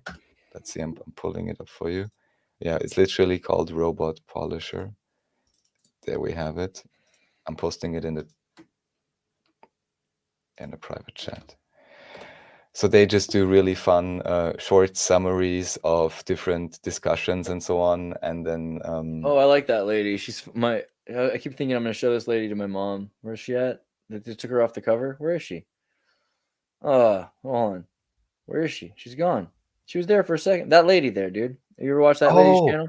Oh, no. Yeah, actually, I stumbled across her like quite some time ago. She needs to meet you so bad. You know what I mean? Like she was like, isn't she Austrian? She's like, I wanted to be a therapist. No, I want to be a physicist, but then I couldn't do some of the math in school, and they just beat her down, right? And now she's like about to red pill, like on the Matrix level. Like she's about to become the Liquid Terminator. She's so ready to like be awake, Okay, aware. because I didn't watch her so much. I just noticed she has a pretty big channel. People like her because she's this, German She's style. straight laced and Really? like kind of like nerdy, like it's crazy. But like she knows so much, but she knows also how these things contradict themselves. And then what she'll do is she just stops trusting herself at that point.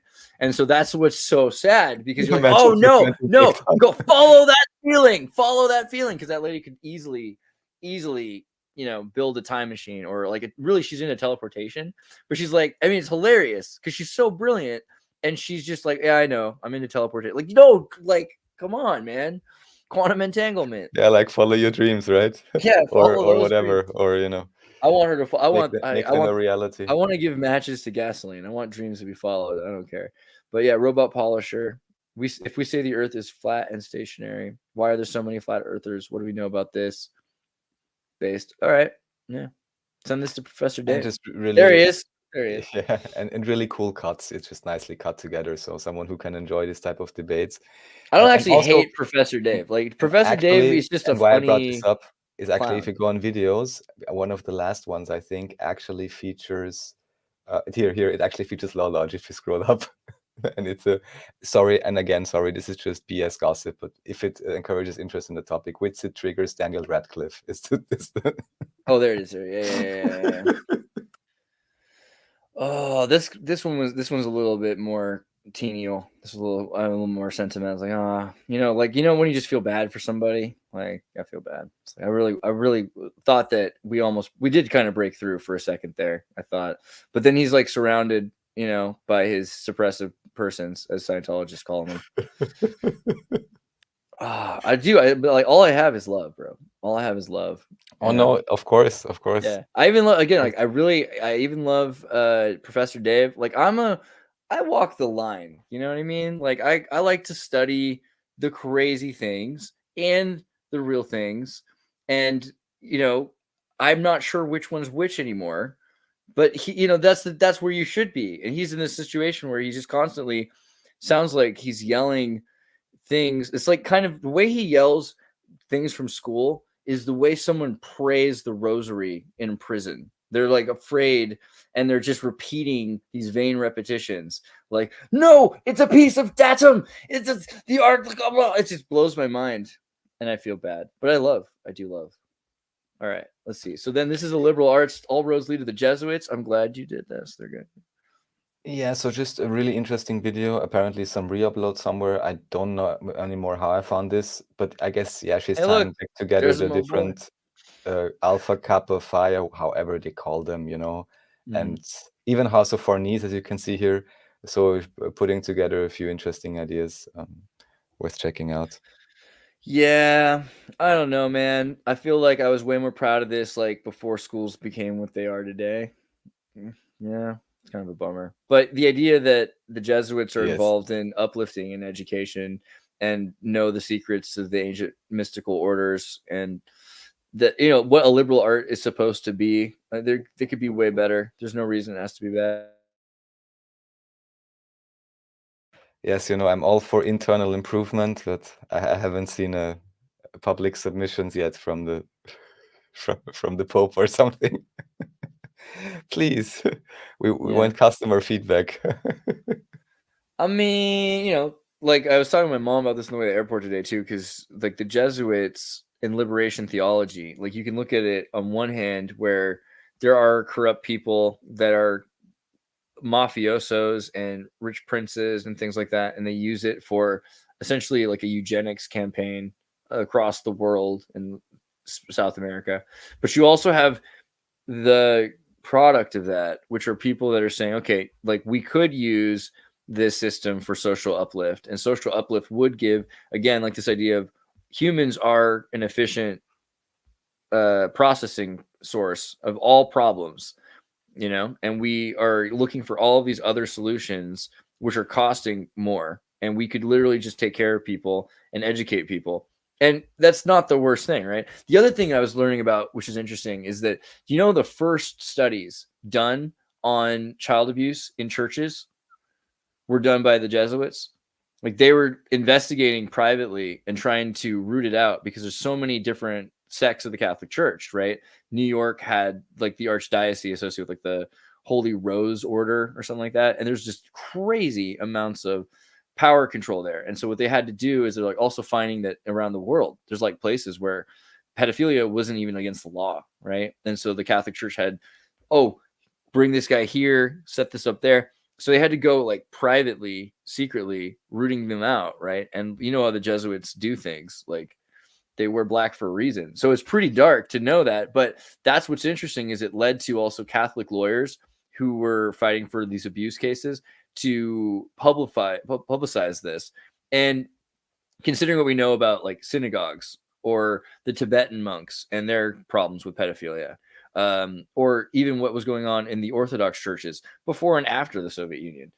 It's interesting to me that the Catholic Church is like thought of as, and again, I don't really like pick a side with the Catholic Church because they are definitely very messed up, but it's just interesting that they're picked as like the one, you know, for that. And especially if it's kind of like how the United States is associated with slavery, you know, for having a war over it. Oh, sure. Of course. I mean, in the end, it doesn't matter, you know, if you have a background organization orchestrating it. The other thing that came to my mind, then it's just different labels, right? Yeah, I think came to my mind if it's just some type of a turf war, you know. So I don't know about this, but it's an interesting idea that you bring this up. Yeah. So I do dig that they have schools. Having schools is there's potential there for good. You know, the Jesuits aren't potential there. The Jesuits aren't the ones who taught. Like that's the thing. The Jesuits didn't teach these like leftist social values that are associated with schools since the 1980s, since maybe 19. Yeah, there were students in the 1960s, late 1960s that kind of were pushing these thoughts, but for the most part, Vatican II happened, and that was part of the Catholic transition. So a lot of the Catholics were teaching, and still do, metaphysics. Like you go to a Catholic school because they teach geology, chemistry, they have a good computer lab, the astronomy department, right? Because they have telescopes. Really hundreds of years of people going to school, if they want anything to do with stars or weather, meteorology, or environmental, you know, prediction of volcanoes and earthquakes, they would go through Jesuit schools, right? Because they had all the telescopes. So I don't know. I mean, it's not that they were teaching people useless Maybe that's things. why Trump went. Hey, it gave him some discipline, right? It's probably the only discipline he ever had, according to himself. Well, even if only the story is true that he's never been drinking, then anyhow he's a bad PR on that front. But anyways, yeah. Sure. I wonder if he's had the Eucharist. That's a good question. Yeah, you might enjoy the next thing. So there is more about this is one I haven't watched yet, so we can go to the next one, to Paul Stamets. You might like this one because we speculated about it. So this is from people investigating this history, but I can't talk to it because I haven't watched the series yet. Just maybe interesting to check out. But the next one is something you will probably enjoy. Yeah, so this is Paul Stamets, and he's holding the what's that? The Dune thing? I forget what that's called. Right, their spice jar. Yeah, and he's apparently explaining that it's inspired by psilocybin, actually. So this would be the proof, let's say, that it's not random. Yeah, I mean, it seems pretty obvious. Can you imagine? Like what world you'd have to live in to like have to tell? No, like the drug that they're taking that makes their eyes blue is drugs. Like, what world are we from now? You know what I mean? I agree, though. Yeah, I'm sure the Oregon mushroom, that makes sense because Frank Herbert and lived in Oregon. Yeah, of course he did mushrooms. So since it's 2 weeks ago, I don't even know what this is about, honestly. So I can just check it out, whatever they say. Forbidden knowledge you cannot get. Nobody's going in now because nobody went. Matrix placed on fire. They burned. Easter Island. Chemical on the there's just apparently some kind of so trying to destroy the destruction of evidence of, you know, even if that evidence was already forged up, but just, you know, maybe like with I think that the thing is, it's so like the in and out of Easter Island is so controlled by the Chilean government and Navy, and the Chilean Navy is so much more efficient than people really know. The idea that and also that the Chileans in the 70s and 80s had so many problems, right, because of the economic crisis after Allende. So I think that Pinochet probably, with American corporations, the CIA, moved the Easter Island heads and replaced them with forgeries.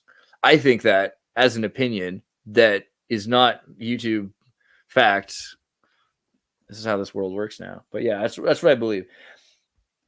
How about this so here guy? I noted for Flint some Dibble. Oh, Flint Dibble. I think he was actually on with Joe Rogan, which I also didn't watch, but there was something here. Didn't he like argue with wasn't he Yes. arguing? Yeah, it was great. Yes, a minute 19:30 and maybe put on the CC, and then I can remember what 19:30, so minute 19 and then 30 seconds. So Wait, at the end. 19 minutes. Sorry. Yes. I thought you meant a minute and 19 seconds. My bad. 19, 13. Let's get there. Oh, right also there. enable the CC so we can see what he's actually saying. Yeah, one second. Can I make it brighter? What do you do to have brighter subtitles, man? Options. Background opacity. No. Oh yeah, there, because it says millions of sites, billions of artifacts. 333 font opacity. Boom. All right, right Okay, here. Paleolithic, this is what it was. Paleolithic carbon dating. Yeah, so just wanted to point out, what they are based on. And he's mentioning is in particular radiocarbon dating. I mean, that's the one thing I know a little bit about. I had researched this a long time ago, and now I can just say Fomenko Anatoly Fomenko, who of course is a completely non-approved scientist in the West of the new chronology. He's also talking about radiocarbon dating in these presentations where he saw him sit. He actually showed one of them earlier where he's going through different ideas, and he's actually going through, I think, 10 or 20 points to explain the issues he has with radiocarbon dating, and I believe even the issues that there are with determining years by the tree rings, right, and the different factors. So Fomenko does a whole essay critiquing that. I just wanted to point it out, and it's a bit curious. This guy wasn't on Joe Rogan, and why didn't his channel blow up or something? I mean, this is PR completely useless. So what can I say? Yeah, I think these days honestly, that's where we're at. Honestly, I mean, it's a joke, or all the numbers are just joked up, but this is strange. I guess also okay. because like it's these days with what's it called? Spotify and all that stuff, like it's a little different. I don't think everybody's aiming for YouTuber per se, even though that's still the thing to do. Like it's not. Someday, man, we'll be free. We'll be free. I'm gonna be free. I'm gonna be free. Okay. Green language, symbols, words, and the language of the birds. Oh, I saw David Byrne TED Talk on the language of the birds once. Oh, really? Okay, so because also this is something we will actually start talking about next week, because I don't know nothing about it yet. Mm-hmm. I'm not even sure if I've watched this yet, but it just came up so often, and the diplomatic language, this and that, all the bird signs. This is something we'll have a show on next week with hopefully some people that are a lot more qualified to talk about. That sounds good. Before you do it, watch David Byrne's TED Talk, the David Byrne for the Talking Heads. This is a really interesting video, how architecture helped music evolve. It's called, when really he's talking about how birds live around us and how they interact with first in birds from trees and forests, and then city birds. If you live in New York and you know the difference between a city bird and how the birds have behaved, and how they change their sound. So I feel like it's worth checking out that talk. It's pretty cool. Birds are cool. What about the Abjad? Right. So Abjador. Yes, Abjador. This was recommended to me by a friend. Very interesting. I mean, the site is in French, but you can translate it. And just to point out that there is apparently Abjadois. No, Dor. It is Dor. Or maybe probably Abjad d'or, so Abjad of gold. Or is gold. So just to show that there is basically a Arabic type of gematria, and the way it was relayed to me, at least, and here I can't vouch for it, who came up with what letters when. Please watch David Ewing Jr.'s presentations for that. But at the very least, that there is an overlap or connection between... Tying it back to that Star of David right here, bro. There you go. Yeah. That there is a connection between the modern Hebrew letters and the as we would call old Arabic letters, and whoever came up with which script when, there seems to be a correlation, so that if you do the gematria in, let's say, with modern Hebrew, you can also always do it with this version of Arabic. And there's like it matches in terms of numerical values and correlations. I can't explain the whole thing, but this is just an interesting start point to anyone who's into, Kabbalah or numerology, to understand there is an Arabic system for that also. While of course David Ewing Jr. in particular would more lean towards the idea, or strongly espouse the idea, that all of these codes anyhow were just basically artificially inserted to make people go insane about it. But in any case, interesting, if you're interested in that, there is some information in terms of the Arabic as well. Based. Michael Newton, PhD. Yes, Journey so of the Souls. since again and again we talk about spirituality or whatever, I saw you part of the free will debate, so I have to get more into it and more understand the positions of the different individuals. It's always interesting. Yeah, in the second episode, I learned something I didn't know about that, which was interesting about the transmigration of the souls. So I'm under the impression that everything comes from a singular unified source of energy, right? Like the spirit. But apparently there's a number of quotations from Joseph Smith and from, Orson Pratt and a number of different Mormon mystics, right? And Gnostics that say energy and spirit can either be created nor destroyed, and that all of the intelligences and spirits existed at the beginning together before the beginning, right? So like God maybe helped these spirits, he made a world for them to go into and help them become humans, but didn't make the spirits according to their thing, which I find really interesting, this idea of space-time bubble foam of spirits instead of just like one pool of spirits. Wouldn't the idea be that if we go with these kind of models, that they both exist simultaneously in eternity, let's say? That's the Kabbalah, right? The Ein Sof, right? So yeah. Yeah, so that's son of Usair, Kabbalistic Masonic lore. I haven't found a better explanation yet. I'm still trying to define properly. So David mentioned it just in passing, and I have to talk with more Muslims, or I don't know who, people that understand the Quran or something, to really understand more what view they have. But I want to paraphrase it now, if I can recollect it, but something along the lines of, you're born, you live here, there is a God, there will be some kind of a judgment, there is some kind of a life afterwards, so it does matter what you do, and it's not necessarily the best thing to go at free for all and lie and whatever, steal from your fellow neighbor. But in particular, that there is this, and this comes out in the newest presentation David made, there seems to be this fundamental opposition, let's say, between whatever the Quran espouses and basically all the other modern religions, which all have some idea of a son of God, God becoming man, man reunifying with God through certain processes. And to some extent, also because obviously I'm brought up in the West, and what can you learn that's esoteric or interesting except Kabbalah? There's only that. If you don't know about the Quran or even understand, there can be a different view, because all of the, Hinduism, Buddhism, whatever, they all replicate this kind of story. So I haven't really completely, for myself at least, figured this all out yet. But this basic opposition is interesting, and also the idea of the idolatry. So as to apparently in mosques there is no decoration or whatever, and at least in the Quranic understanding it would be actively discouraged. And also for me this is a bit of a double thing, because if I would see Krishna or whatever, I wouldn't start believing now suddenly that this is a special child of God, or this is a God unto itself, and not still all connected. So I think, or it seems to me at least, in terms of interpretation, it's still very individual how people actually approach a religion.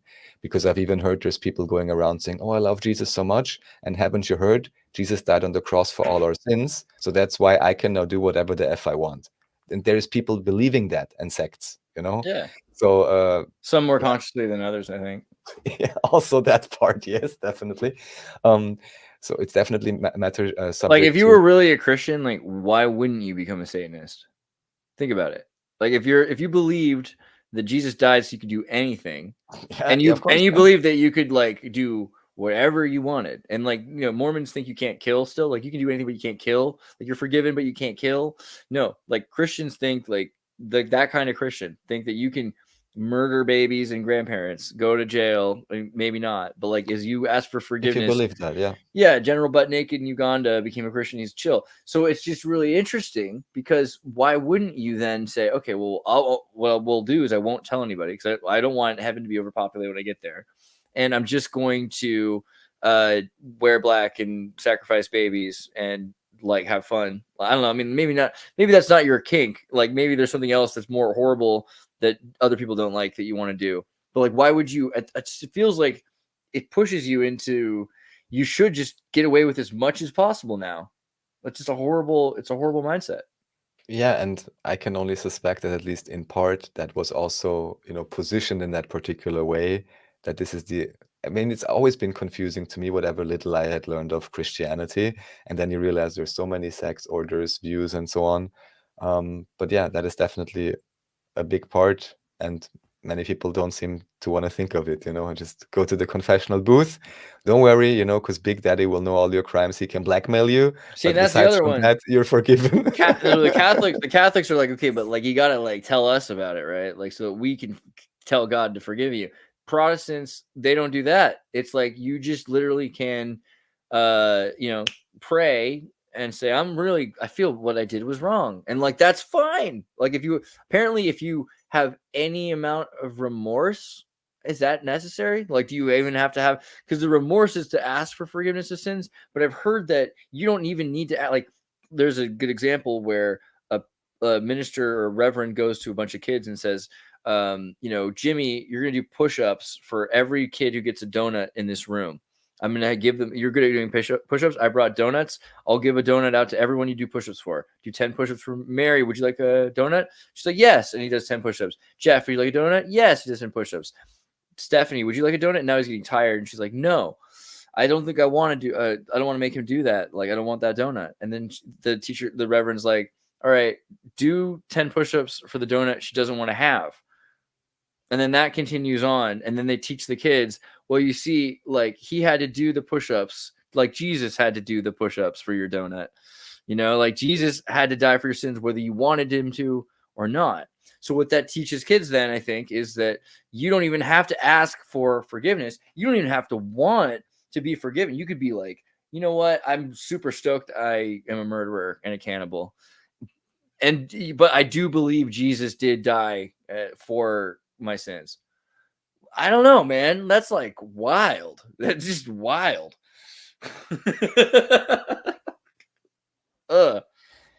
Yeah, I mean, and even here, the little I heard, or people relate to me from the Quran, also there it seems as if actually God is at the same time very forgiving. And also in Christianity, on the one hand, you have the scornful thing, whatever, and then you have this very forgiving thing.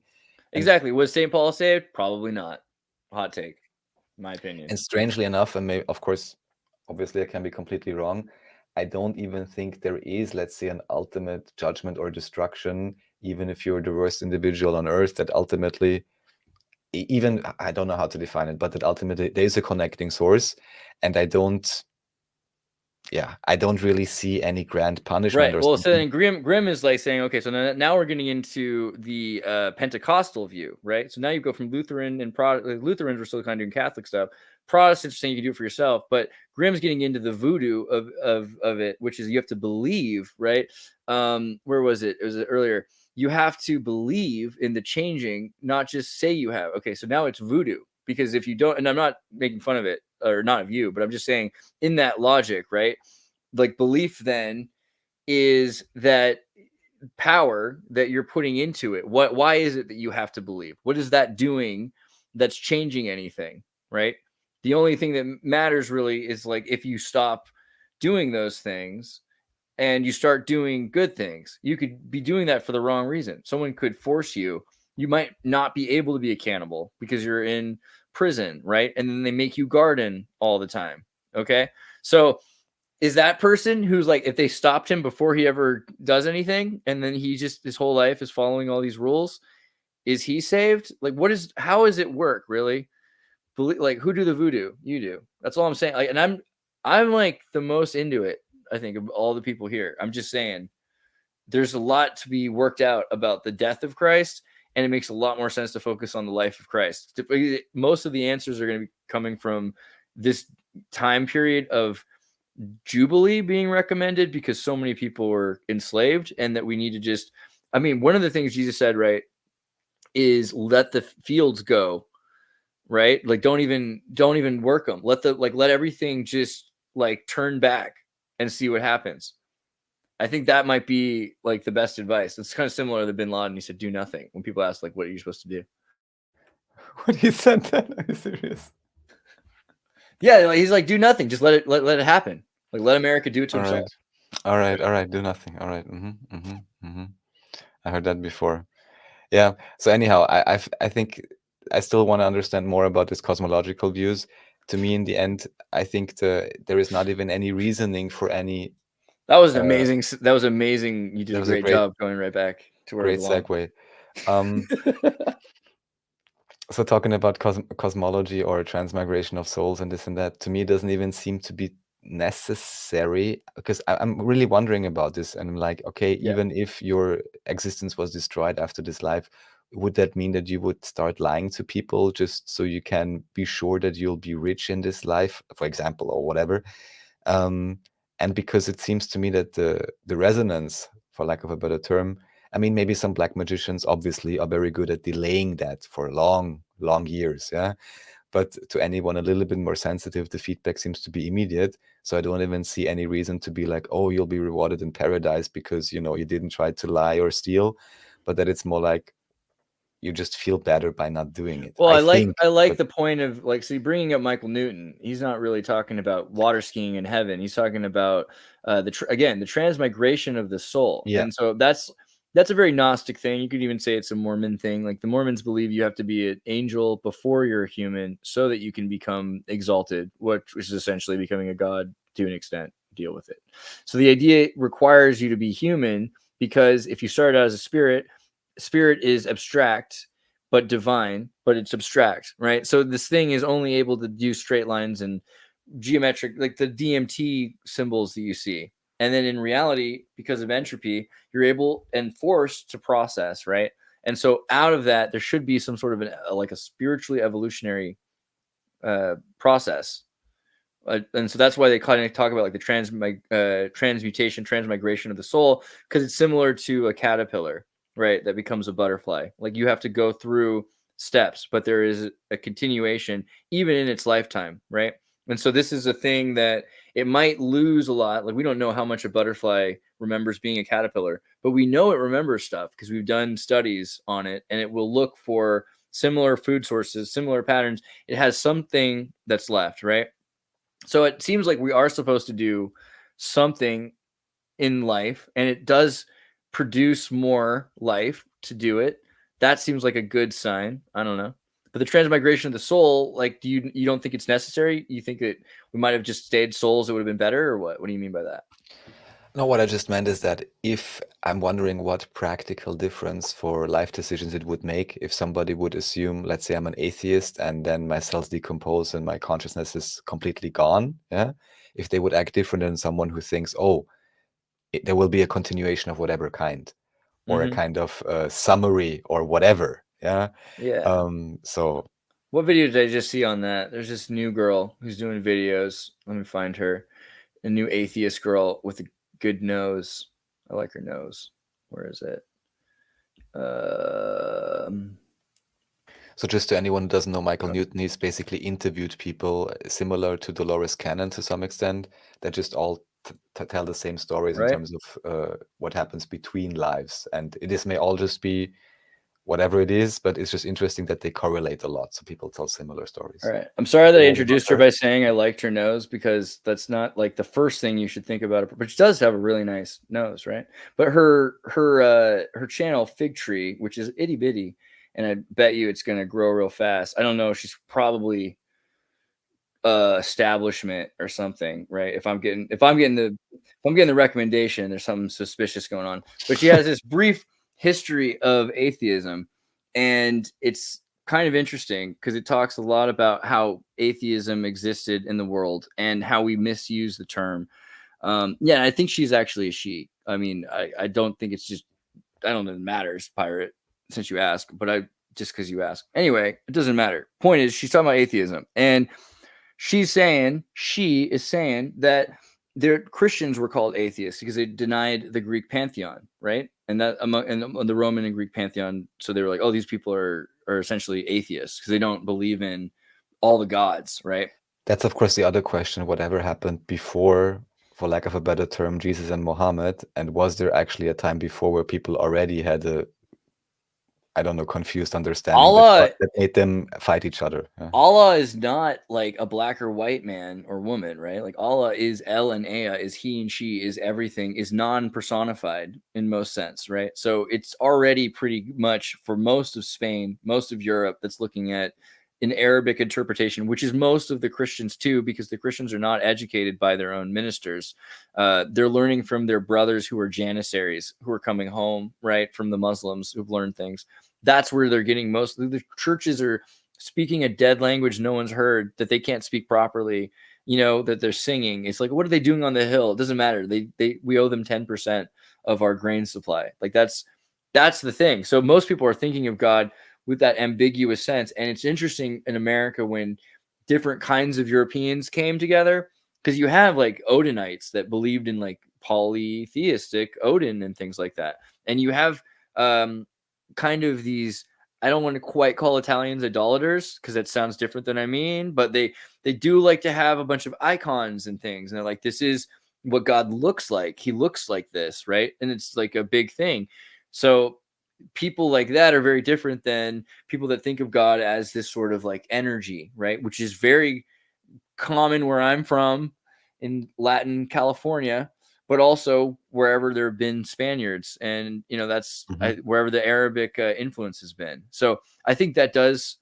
Maybe what trips me up is that did anybody ever really believe in a personified God in that sense? Totally, yeah. And the Mormons, a lot of them do, right? A lot of them really believe that it's like a physicality. I find that really interesting. Even just a unique spirit would for me be crazy enough, but a unique physicality, then I'm like, I'm sorry. So a unique, exactly, yeah. This is like wild, right? It's so it's like Thetans in Scientology. You've got unique spirits, you've got unique intelligences. So they're not just spirits; they're intelligences, and they have form. So unique form. And so when I was thinking of this first, I'm like, so you mean like it's not just a pool of water that is spirit? It's maybe bubbles, but it's not just bubbles like in the sea foam, because these bubbles are all shaped like sacred geometrical shapes. But it's not just sacred geometrical shapes, because you're saying that these are actually in the shapes of man, that the Metatron and the Vitruvian man and all these things, that we actually look like this because this is pretty close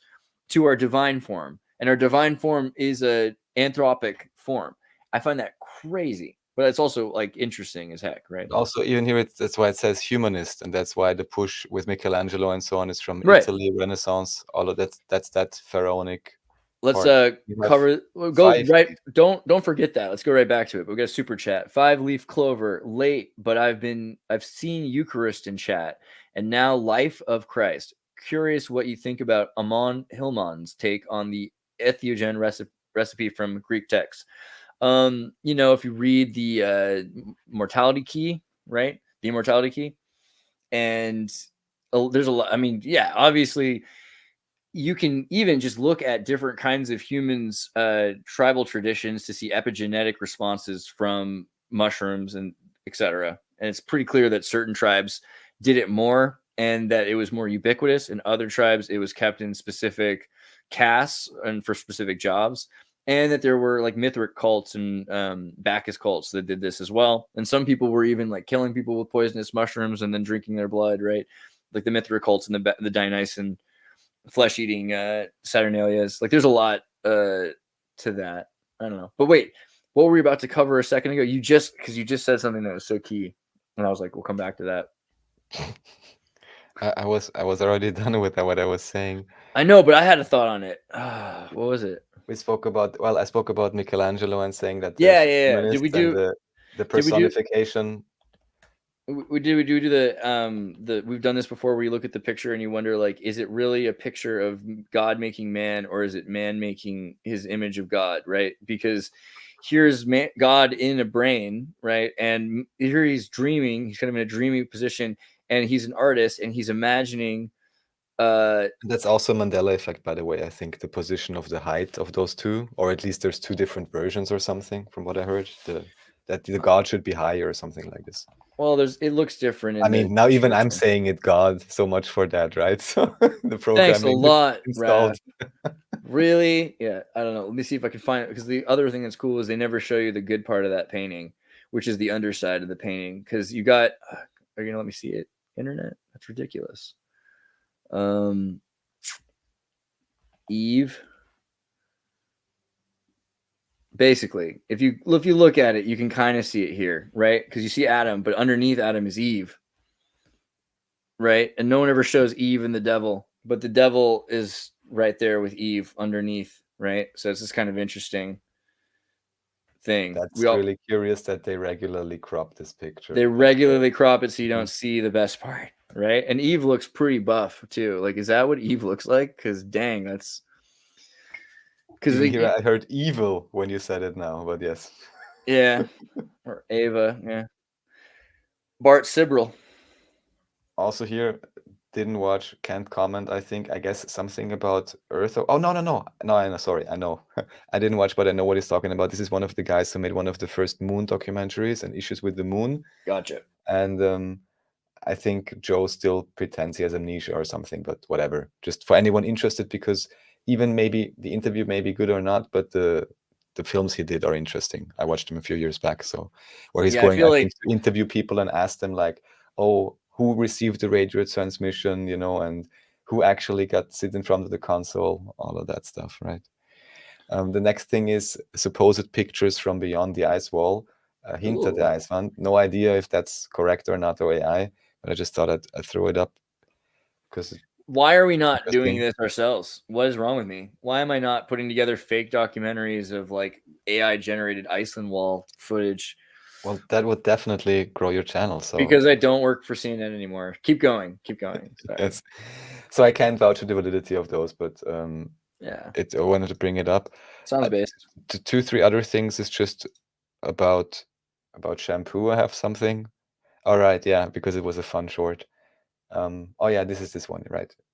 So basically, there you just see, you see everything owned by the same company, and basically, if you use any regular cosmetics, kindly reconsider and look at the ingredient list. And if you can't get the same thing, either with just clean water if you have it, or basic types of natural soap. So just FYI. Yeah, I feel like none of these things are safe. Like all those products, stay out of any store with red letters on, or any store really. Just stay home. Yeah, just stay out of any store. Yeah. So and this one, just maybe as a reference, this anyone who's German will probably know this. Bewusst TV is one of the guys, Joe Conrad, who's been for many years doing all kinds of alternative interviews with all kinds of people, all kinds of topics. And I remember maybe seeing this actually when it was released a long time ago. And this is what made me reconsider. So he's calling it, this is the professor, or sorry, I guess a doctor he's interviewing, who even back then in 2011 says he was chased away from all the public networks. He's not allowed to write in newspapers anymore and so on. What? Crazy. What he did is he came out with the idea and said, oh, it's basically like a bomb below your arm or in your armpit or whatever, referring to all the deodorants, right? And by now, a few years later, you have all the popular brands advertising without aluminium, this and that, and this and that. Oh my God. Like that. Big fuss about it a long time ago. And apparently it makes me angry. I love to make jokes about people, but like when that many people die of cancer, it's weird. Like it kind of bugs me. Like I just can't even, like, there's also like, there's so many people we all know who are like pretty much died because of deodorant or something in their milk or something like that. And we're not allowed to talk about it because that didn't actually happen, YouTube. That was all made up. No. Everyone's fine. The world is immortal. It's the immortality key. Moving along. Exactly. So then, okay, next thing is just a fun thing from China. Whoa, bro.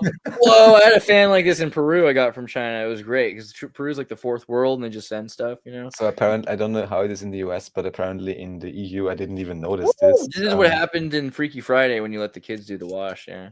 this Timo platform where you can apparently do. Dude, does that thing fly? Dang, that's pretty sweet. Like if you had like a spinning blade, that's like weaponizable. You can apparently get resale prices for end users, but What then is it? What's they even don't happening in this always one? have the best quality control. What is it? Is this a fog machine or is this smoke Yes. from the electronic? No, it's a fog machine, but it's Okay. super effective. That's great. I want that. Yeah. They don't look happy, but it's because they're the mom and dad. And then I think he's opening the shoe, and it's a very he's gonna have the shoe for a long time. I think he's gonna show If it. fake, triple refund. Oh, they're just empty boxes. And also the crazy thing, which I wasn't aware of, that this app apparently you can collect fish or you feed fish in the app. So then you get more discounts and all of that. So it's like it's a whole addictive cycle. They created their own Facebook, Wow, and then look you at can sell all this whatever the it is. epoxy pants coming apart. Yes, yes. This looks like, you know what the word shoddy means? Have you heard of shoddy material? Yes. So I think I've said this before, probably, right? Shoddy is the name of a company in the Union during the Civil War who made Union military uniforms. Shoddy uniforms, Civil War. Yeah, and so they were basically, what they did was they glued together the felt lint left over after producing, clothing, because there's all these little tiny pieces of fabric, and when they glued them all together, it looked really great and fancy. But when you went out into the water, it was water soluble glue. So all of a sudden, like thousands of troops were walking, and there was a storm, and they were in their long johns, like, because it just washed off of them. Their uniforms just washed away. It was freaking crazy. So that's why I say shoddy. But yeah, I don't know. I think the Chinese things are great though, because what ends up happening is it returns brand loyalty. So we have no brand loyalty in the United States because all brands do is spend money on getting the cheapest product they can make and then the most expensive advertisements possible so that they can kind of have a status symbol like Apple, right? But what ends up happening in China is people are like, dude, I don't want to buy eggs from that guy anymore because they were actually just epoxy glue that was rubber, like fake eggs, counterfeit toothpaste that was just, bleach and stuff. Like, so they end up, and then fake baby milk, right, was a major concern in China because they had counterfeit baby milk. And that once that actually got into China, like they don't care so much if Westerners buy their crap because Westerners are making the lead toys, right? But when China started getting the counterfeit baby milk, they started paying more attention. So it's really an export problem more than it's like a domestic problem in China. Mm-hmm, mm-hmm. And so you think they're not even selling that level of quality to their own people? Oh, doubt it. I think that they would get a lot. You would get a lot more trouble. You get a lot more trouble because if they report it to the government, then the government, if a Chinese citizen reports to the Chinese government, then a Chinese citizen or Chinese corporation is not doing right. Well, 51% of that corporation is owned by the state. So the state's responsible, right? So you're going to find a lot more, there's a lot more oversight in China than people really realize, especially after the counterfeit milk thing. But exports are still a problem, especially because China lets, and used to up until like 5 years ago, Western corporations just build whatever they wanted and do whatever they wanted without very much oversight.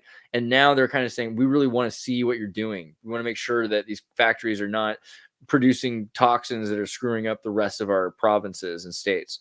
And it's interesting because, like the other thing is China isn't saying, I'm going to buy these better eggs. I'm going to go to the guy I trust for my pants even. And that's developing in China new brand loyalty where you're like, well, I know I could get pants real cheap, but like, I don't want them to wash off me in the street. So I'm going to pay $5 more, and that I trust Bijou. Was it Bijou jeans? I forget what it's called. Bijou jeans? No, I forget. Jeans brand. I don't know. Somebody knows. Bijou? There's some kind of famous jean brand. Anybody who knows about jean brands, let me know. I can't remember. Doesn't really matter. Ritualistic killing of animals. Elephants worship the moon. Oh yeah, so I have no idea about this, but I just thought it's so interesting, and I would like to know more, but I can't say anything about it. Elephants have graveyards. Chimpanzees may have moral agency, which is ironic considering how they behave. Squid arrange whale bones at the bottom of the sea. There could be something to it. I like the monkey gangs. That's my favorite. I don't know, but like, if a monkey with morals lives in society, everything is permissible. You know, that's the thing. And so when they live on the roofs of India, and they have to like send out a little monkey, like, hey, you new monkey, you want to be part of the monkey gang? Go down and get us some of that booze from that apartment. Oh, here's the key. Yeah, go to the box. And they have like monkeys that pass it to another monkey, and a monkey that passes another monkey. Foot soldiers, bro. Like, I love monkey gangs. I think there's something to that social structure. Yeah, so this is, I'm not sure, have you seen Pirate Software before? This is an indie developer. He's just blown up his channel completely. He seems like a really nice guy, ex-Blizzard and ex-nuclear power plant hacker, like for the government. How do I save his page? There you go, subscribe. Cool. And he's just explaining something about even American insurance, and I heard similar stories in Europe in terms of how it actually happens. So he's saying he got like a big thing, the insurance pays a small part, and then he still has a large fee, but then you see the rest of the bill simply kind of gets written off by the hospital or something like this. He's explaining it here. And it's just cool that someone with reach is actually explaining what happens in the back end. The story I know from Austria, from a friend, real life story, because also here, at least if you're working full time or above a certain threshold, you are forced to have social and medical insurance, which usually racks up to at least a few $100 a month. Did you watch the End of Obesity South Park episode about all this? Pretty sure I watched it. It just came out. It's really great. Oh, new. Then I didn't watch it yet. Okay, I have to watch it. Thank you. I don't want to ruin it for you, but like basically, we have to navigate the American healthcare system and navigate the American healthcare. And you're going over here, and we're coming over there, and we're going back here, and we're signing this paper, and we're getting it notarized, and we're faxing it because they don't have email, and then we're emailing the paper that we printed, and then we get stuck again. Yeah, the American healthcare system is a freaking nightmare, obviously. So, just to finish this example, so I had an small accident, called the ambulance. This was in Vienna, and then was a bill of 800 euros. And then this individual, this friend of mine, did not have actual insurance coverage. So the hospital, I guess, sent the bill and was like, yeah, please forward this to your insurance. And this friend of mine just called them and was like, well, I don't really have an insurance. And guess what happened next? What happened next? They sent him a new bill for $200. And that was it. So I'm like, what the effing scam is like going on in the back end here? Yeah, that's the other thing. If you get any service, basically they know they can't claim it on you. They have to sell the debt to a debt collector, and so it's easier for them to just collect $200 because they're probably only going to get $200 for that debt when they sell it. They're selling it for probably $200, and then that person's going to make like what he can make if he can extract it. And so if they can say, okay, this person doesn't live in the country, it's going to be really hard to get it. I don't know what the situation is with this person, but then they're probably going to say, okay, well, we do have infrastructural systems for this. We don't like to use them. If we had known this, we wouldn't have given them healthcare. But now that we've done it, I guess we can just say that's what we did. No, I mean, okay, let's not talk about the Hippocratic Oath in terms of who has to do what. But so this is one part of the story. Interesting, there's a valid point. There may be this, let's say, base level economic explanation. And the other thing is, at least in Vienna, but I guess in other places, there's also, I mean, I know in the US for sure, there's places that treat you also if you don't have insurance. And why I'm just mentioning this is because the insurance payments and the social and tax burden, especially in Europe, in many countries, is crazy. And then what are you paying for? You're basically paying for a next lockdown or what? So I just want to throw that out there. And yeah, health is wealth, or whatever they like to say. Most precious thing. And it's good if people know about it themselves and are not overly dependent on these places. So but the Hippocratic Oath has changed a lot, right? Yeah, I know. Let's not even get into it. It's only even if you go to the original Hippocratic Oath, it's still saying that, like, according to my ability, right? So there's a big thing here, which is like, let's say you're working in a second-rate hospital in the middle of the country in the United States or something like that, where you have a lot of heroin epidemic and they don't have money to pay for their services. the best of your ability is you're stuck with what you have to work with. And so a lot of doctors are like, okay, well, sure, you could keep someone alive as a vet. They teach them like the extremes. You could keep someone alive as a vegetable, but like quality of life. So realistically, if we can't save them, and then there's also a huge problem, which I don't know if this is my freaking table, but like racism isn't, I mean, really, it's hard to explain this because it sounds like I'm almost kidding, but it's really bad in hospitals, the way they treat someone who can't speak English, or if someone is like from an urban, if they're black from an urban background, like they speak in a way that's like the nurse doesn't like, you will find poorer treatment. And you might find like nurses will give them opiates, extreme doses, because they're on the night shift. They can do whatever they want. And there's definitely like a disproportionate number of African Americans who die in the healthcare system under like the watch of probably like sadistic people or neglectful people. That it does matter, right? And old people, God, doesn't matter what color you are. If you're old and your kids stop seeing you, you're probably gonna die. So like, be real. Like the way they treat you, they'll keep you alive just long enough to get all of those prescriptions they can, so they can sell your pills out of the hospice care, right? That's what a lot of, like, if you don't get paid enough and you work taking care of old people, then they're selling their medications, right? So this is America. This is America. This is America. That's sweet. So there's a few more things, but what I suggest, we pull up the few things for next time. But let's see how controversial we want to get in the end. So there's some music at the end. This is just another interesting series I didn't watch yet, but was recommended. I think also about mushrooms and so on, this series that I've shown. Yeah, here just more stuff from Mag. And then the other diarrhea. And the other thing is mainly that was spelled wrong. Oh, this is something we should discuss in, I mean, not in more detail, but I just wasn't aware that basically Steam financed itself, and why Counter-Strike was on the top list all the time, because it's basically a gambling platform. I wasn't aware of this. There's a lot more to Counter-Strike, but Counter-Strike is based, actually. One of my best friends now, one of my good friends on Twitter now that I talk to a lot is Game Dev Micah, right? Who worked on Counter-Strike and makes games, and does these amazing particle. Oh, I love you, Micah. I love what you do. Micah Berninghausen. Yeah, he's pretty based, actually. But yeah, Counter-Strike is actually a really based game. And if you remember, when they checked Osama bin Laden's hard drive, they found that he loved Counter-Strike, and he was Cal-I, which is one of the higher ratings, in fact, the highest. So if you were good at Counter-Strike ever before September 11, 2001, actually, until what, 2010? When did he die? How to get all target groups.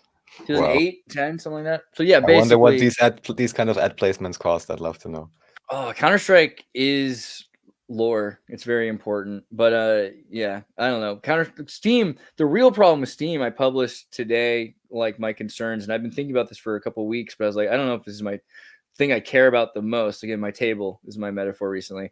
Am I supposed to serve that table? Valve confirms your Steam account cannot be transferred to anyone after you die. And you might be thinking you could just share your password. Well, obviously they're going to block your account if they find out you're doing that. So there's twofold here. One, you got to get your rights back.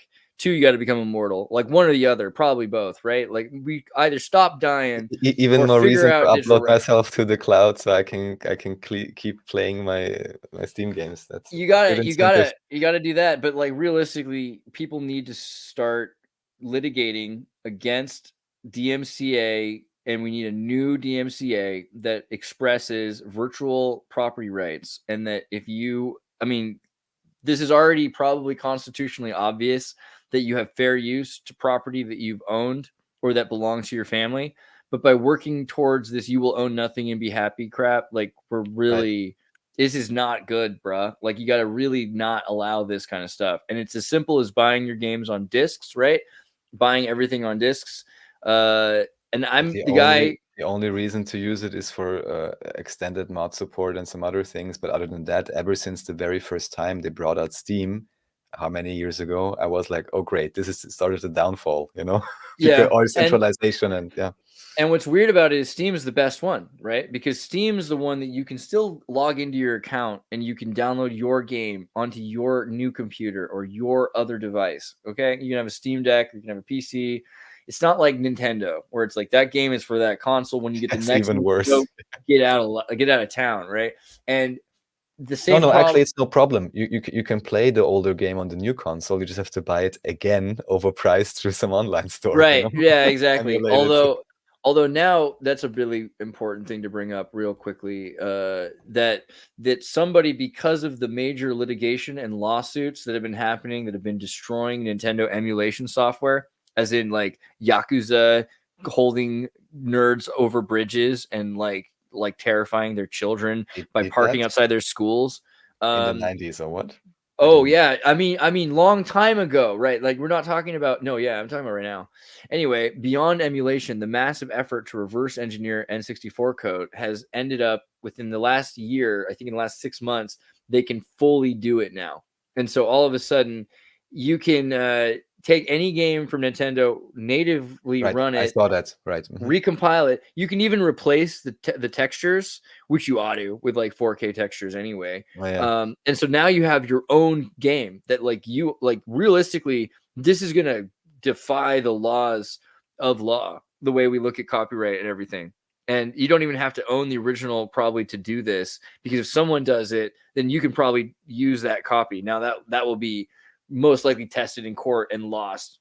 They'll find some way around that. But the point is, we should have access to our content forever, right? And we should make sure that our families have access to the things that we purchase. Because if I buy a car and I want to leave it to my kid, that should be possible. That should just be possible. And this is a really dangerous precedent, because the first reality these sheltered kids are seeing is Steam. But Microsoft Games is about to do the same thing, right? They're going to move it away from even owning the game to you have a subscription service to all of the Microsoft game studio library, except for Call of Duty, which will be another $99 a month. It's Microsoft. What do you expect? I Right. mean, it's not like they don't have a history. Mega hard Microsoft. Yeah. We'll just look at a quick little couple of these. We did the Rift thing. Yeah, so there's only now we have one on Tajikistan witches, and the other things are just it's just music. So I'm not even sure why single moms are getting rejected by men more and more. Yes, and actually, because what I actually wanted to bring up, if you just look for a single mom and Brandon on YouTube, I apparently didn't link it properly. Single mom song, single mom song, yeah, or whatever. And then, so I'm not sure how limited this is or not. And he's making these shorts. And please, first I want to say, I have tremendous respect for anyone raising children at all, and especially also for any single mothers. However, this is particularly referring to the idea of, let's say, some kind of a disbalance of, apparently, if I understand his intentions right, individuals or females even going to social media and complaining, whereas he's kind of pointing out the idea of, how should I say, proper choice of partners and proper consideration of pregnancy and all of that. And he's kind of making fun of it. And because the situation is so conversationally fragile, by making it this kind of a comedy music, he seems to have managed to break through to, let's just say, further this discussion through comedy, which I think is great. So legit. That's cool. Caitlin Clark. Oh yeah, just more, from Mag. It's oh yeah, and then there are the shorts. I put them up, and the other things is just more music, so we can, yeah. Oh yeah, this was good. Song. Yeah, Hunter Afroman was just on with Quarter Black Garrett, right? They just did Quarter Black Garrett Afroman. I recommend you guys check out. Where's the video here? I don't know. Garrett. He's got a video somewhere. I'll find it for you eventually. I'll put a link out there. Look it up. Find Quarter Black Garrett's Afroman thing. I think it was on Normal World. That's what it was. It was Normal World Afroman. Is that what it was? Yeah. Go watch Normal World Afroman, and it's pretty sweet. They do a whole thing with him. He's like driving around and talking to them. It's pretty cool. I recommend it. Oh, the Hungarian nationalist song. And here now we're at the end. Pretty much the other thing is also just songs. And because I don't even know why I came across this. I didn't know this song yet. Yeah. And what I just want to say is, with all the heavy and well-founded critique of nationalism, probably also because they knew they had to engineer it properly. This song talks about the supposed former Hungarian Empire or kingdom, which was much larger. So basically they were singing about, oh, we're gonna take back this city and that city. And why? It always only says less, less, less, and it's just it shall be so. So kind of like just soon we won't be hungry, we'll be happy. Yeah. Exactly. Oh, we will be hungry. We'll be Hungary. Yeah. Yes. So, however, the song itself, you know, is really great. I had never heard it before, and I love Hungarian music. So, yeah, maybe at least we can extract that value from it, but at the same time, see it's like full of programming. And if you understand, every nation has these kind of songs, oh, the former glory or whatever, this and that. It's always putting you in opposition. And then I really don't get it to this day. While on one hand, they all play, oh, we're all in peace worldwide, kind of. But at the same time, then they're fighting or they're infighting. And yeah, it just solidifies this idea that, well, it's just a stage, as previously mentioned. And yeah, I guess that's it for today. Not quite. I'm just going to really quickly do a thing now because you said that. So let's just take this song. We're going to quickly translate it into English. And then I'm going to go to Suno, create. And then I'm going to do you want to do custom mode? Well, do you want it to sound like it originally did? Like Hungarian. Oh, yeah, Hungarian folk. March. Whatever. Hungarian folk. Yeah. Slavic pop, or just want it to be like a traditional song? Yeah, let's see what it does like this. Okay. All right. March. Has to be, can't be too pan because it's Hungarian, you know? Yeah. Do you want it to sound like it's from the past or no? Oh, sure. Yeah, you can. Let's just see what it does for the first one. Let's give it a shot. Oh, Well, and I should have put it on 3.5 because I got early access to the 3.5 model. Yeah, bro. Use tools. Tools are cool. All right. Oh, I gotta put the sound tab on. It will be just because it will be. There will be weddings and celebrations. That's a little weird. It will be just because it will be. It will be. These are way too folky. Let's try military march, or like, what do you call it? Like Hungarian march. Hungary. Try that. And then maybe like 1930s. How about that? Well, you could add Csárdas, but I'm not sure if that's like a class unto itself. Let me see. Hungarian pop, Melissa says. Do it! Do Hungarian pop! I know. You want to try that. Let's just, before we do the pop music, because that's what I want to do. And I'm not saying that's the right thing to do. It will be just because it will be. There will be weddings and celebrations on the hills and in the valley. Very American military. It will be just because it will be. You know what, though? There were probably Hungarians in the 50s. American Hungarians in the 50s in America listening to Lawrence Welk. Yes. They would have loved this. Hungarians did too. Will make it happen. Because it will be. Just because it will be. Hungary will be ours again. It will be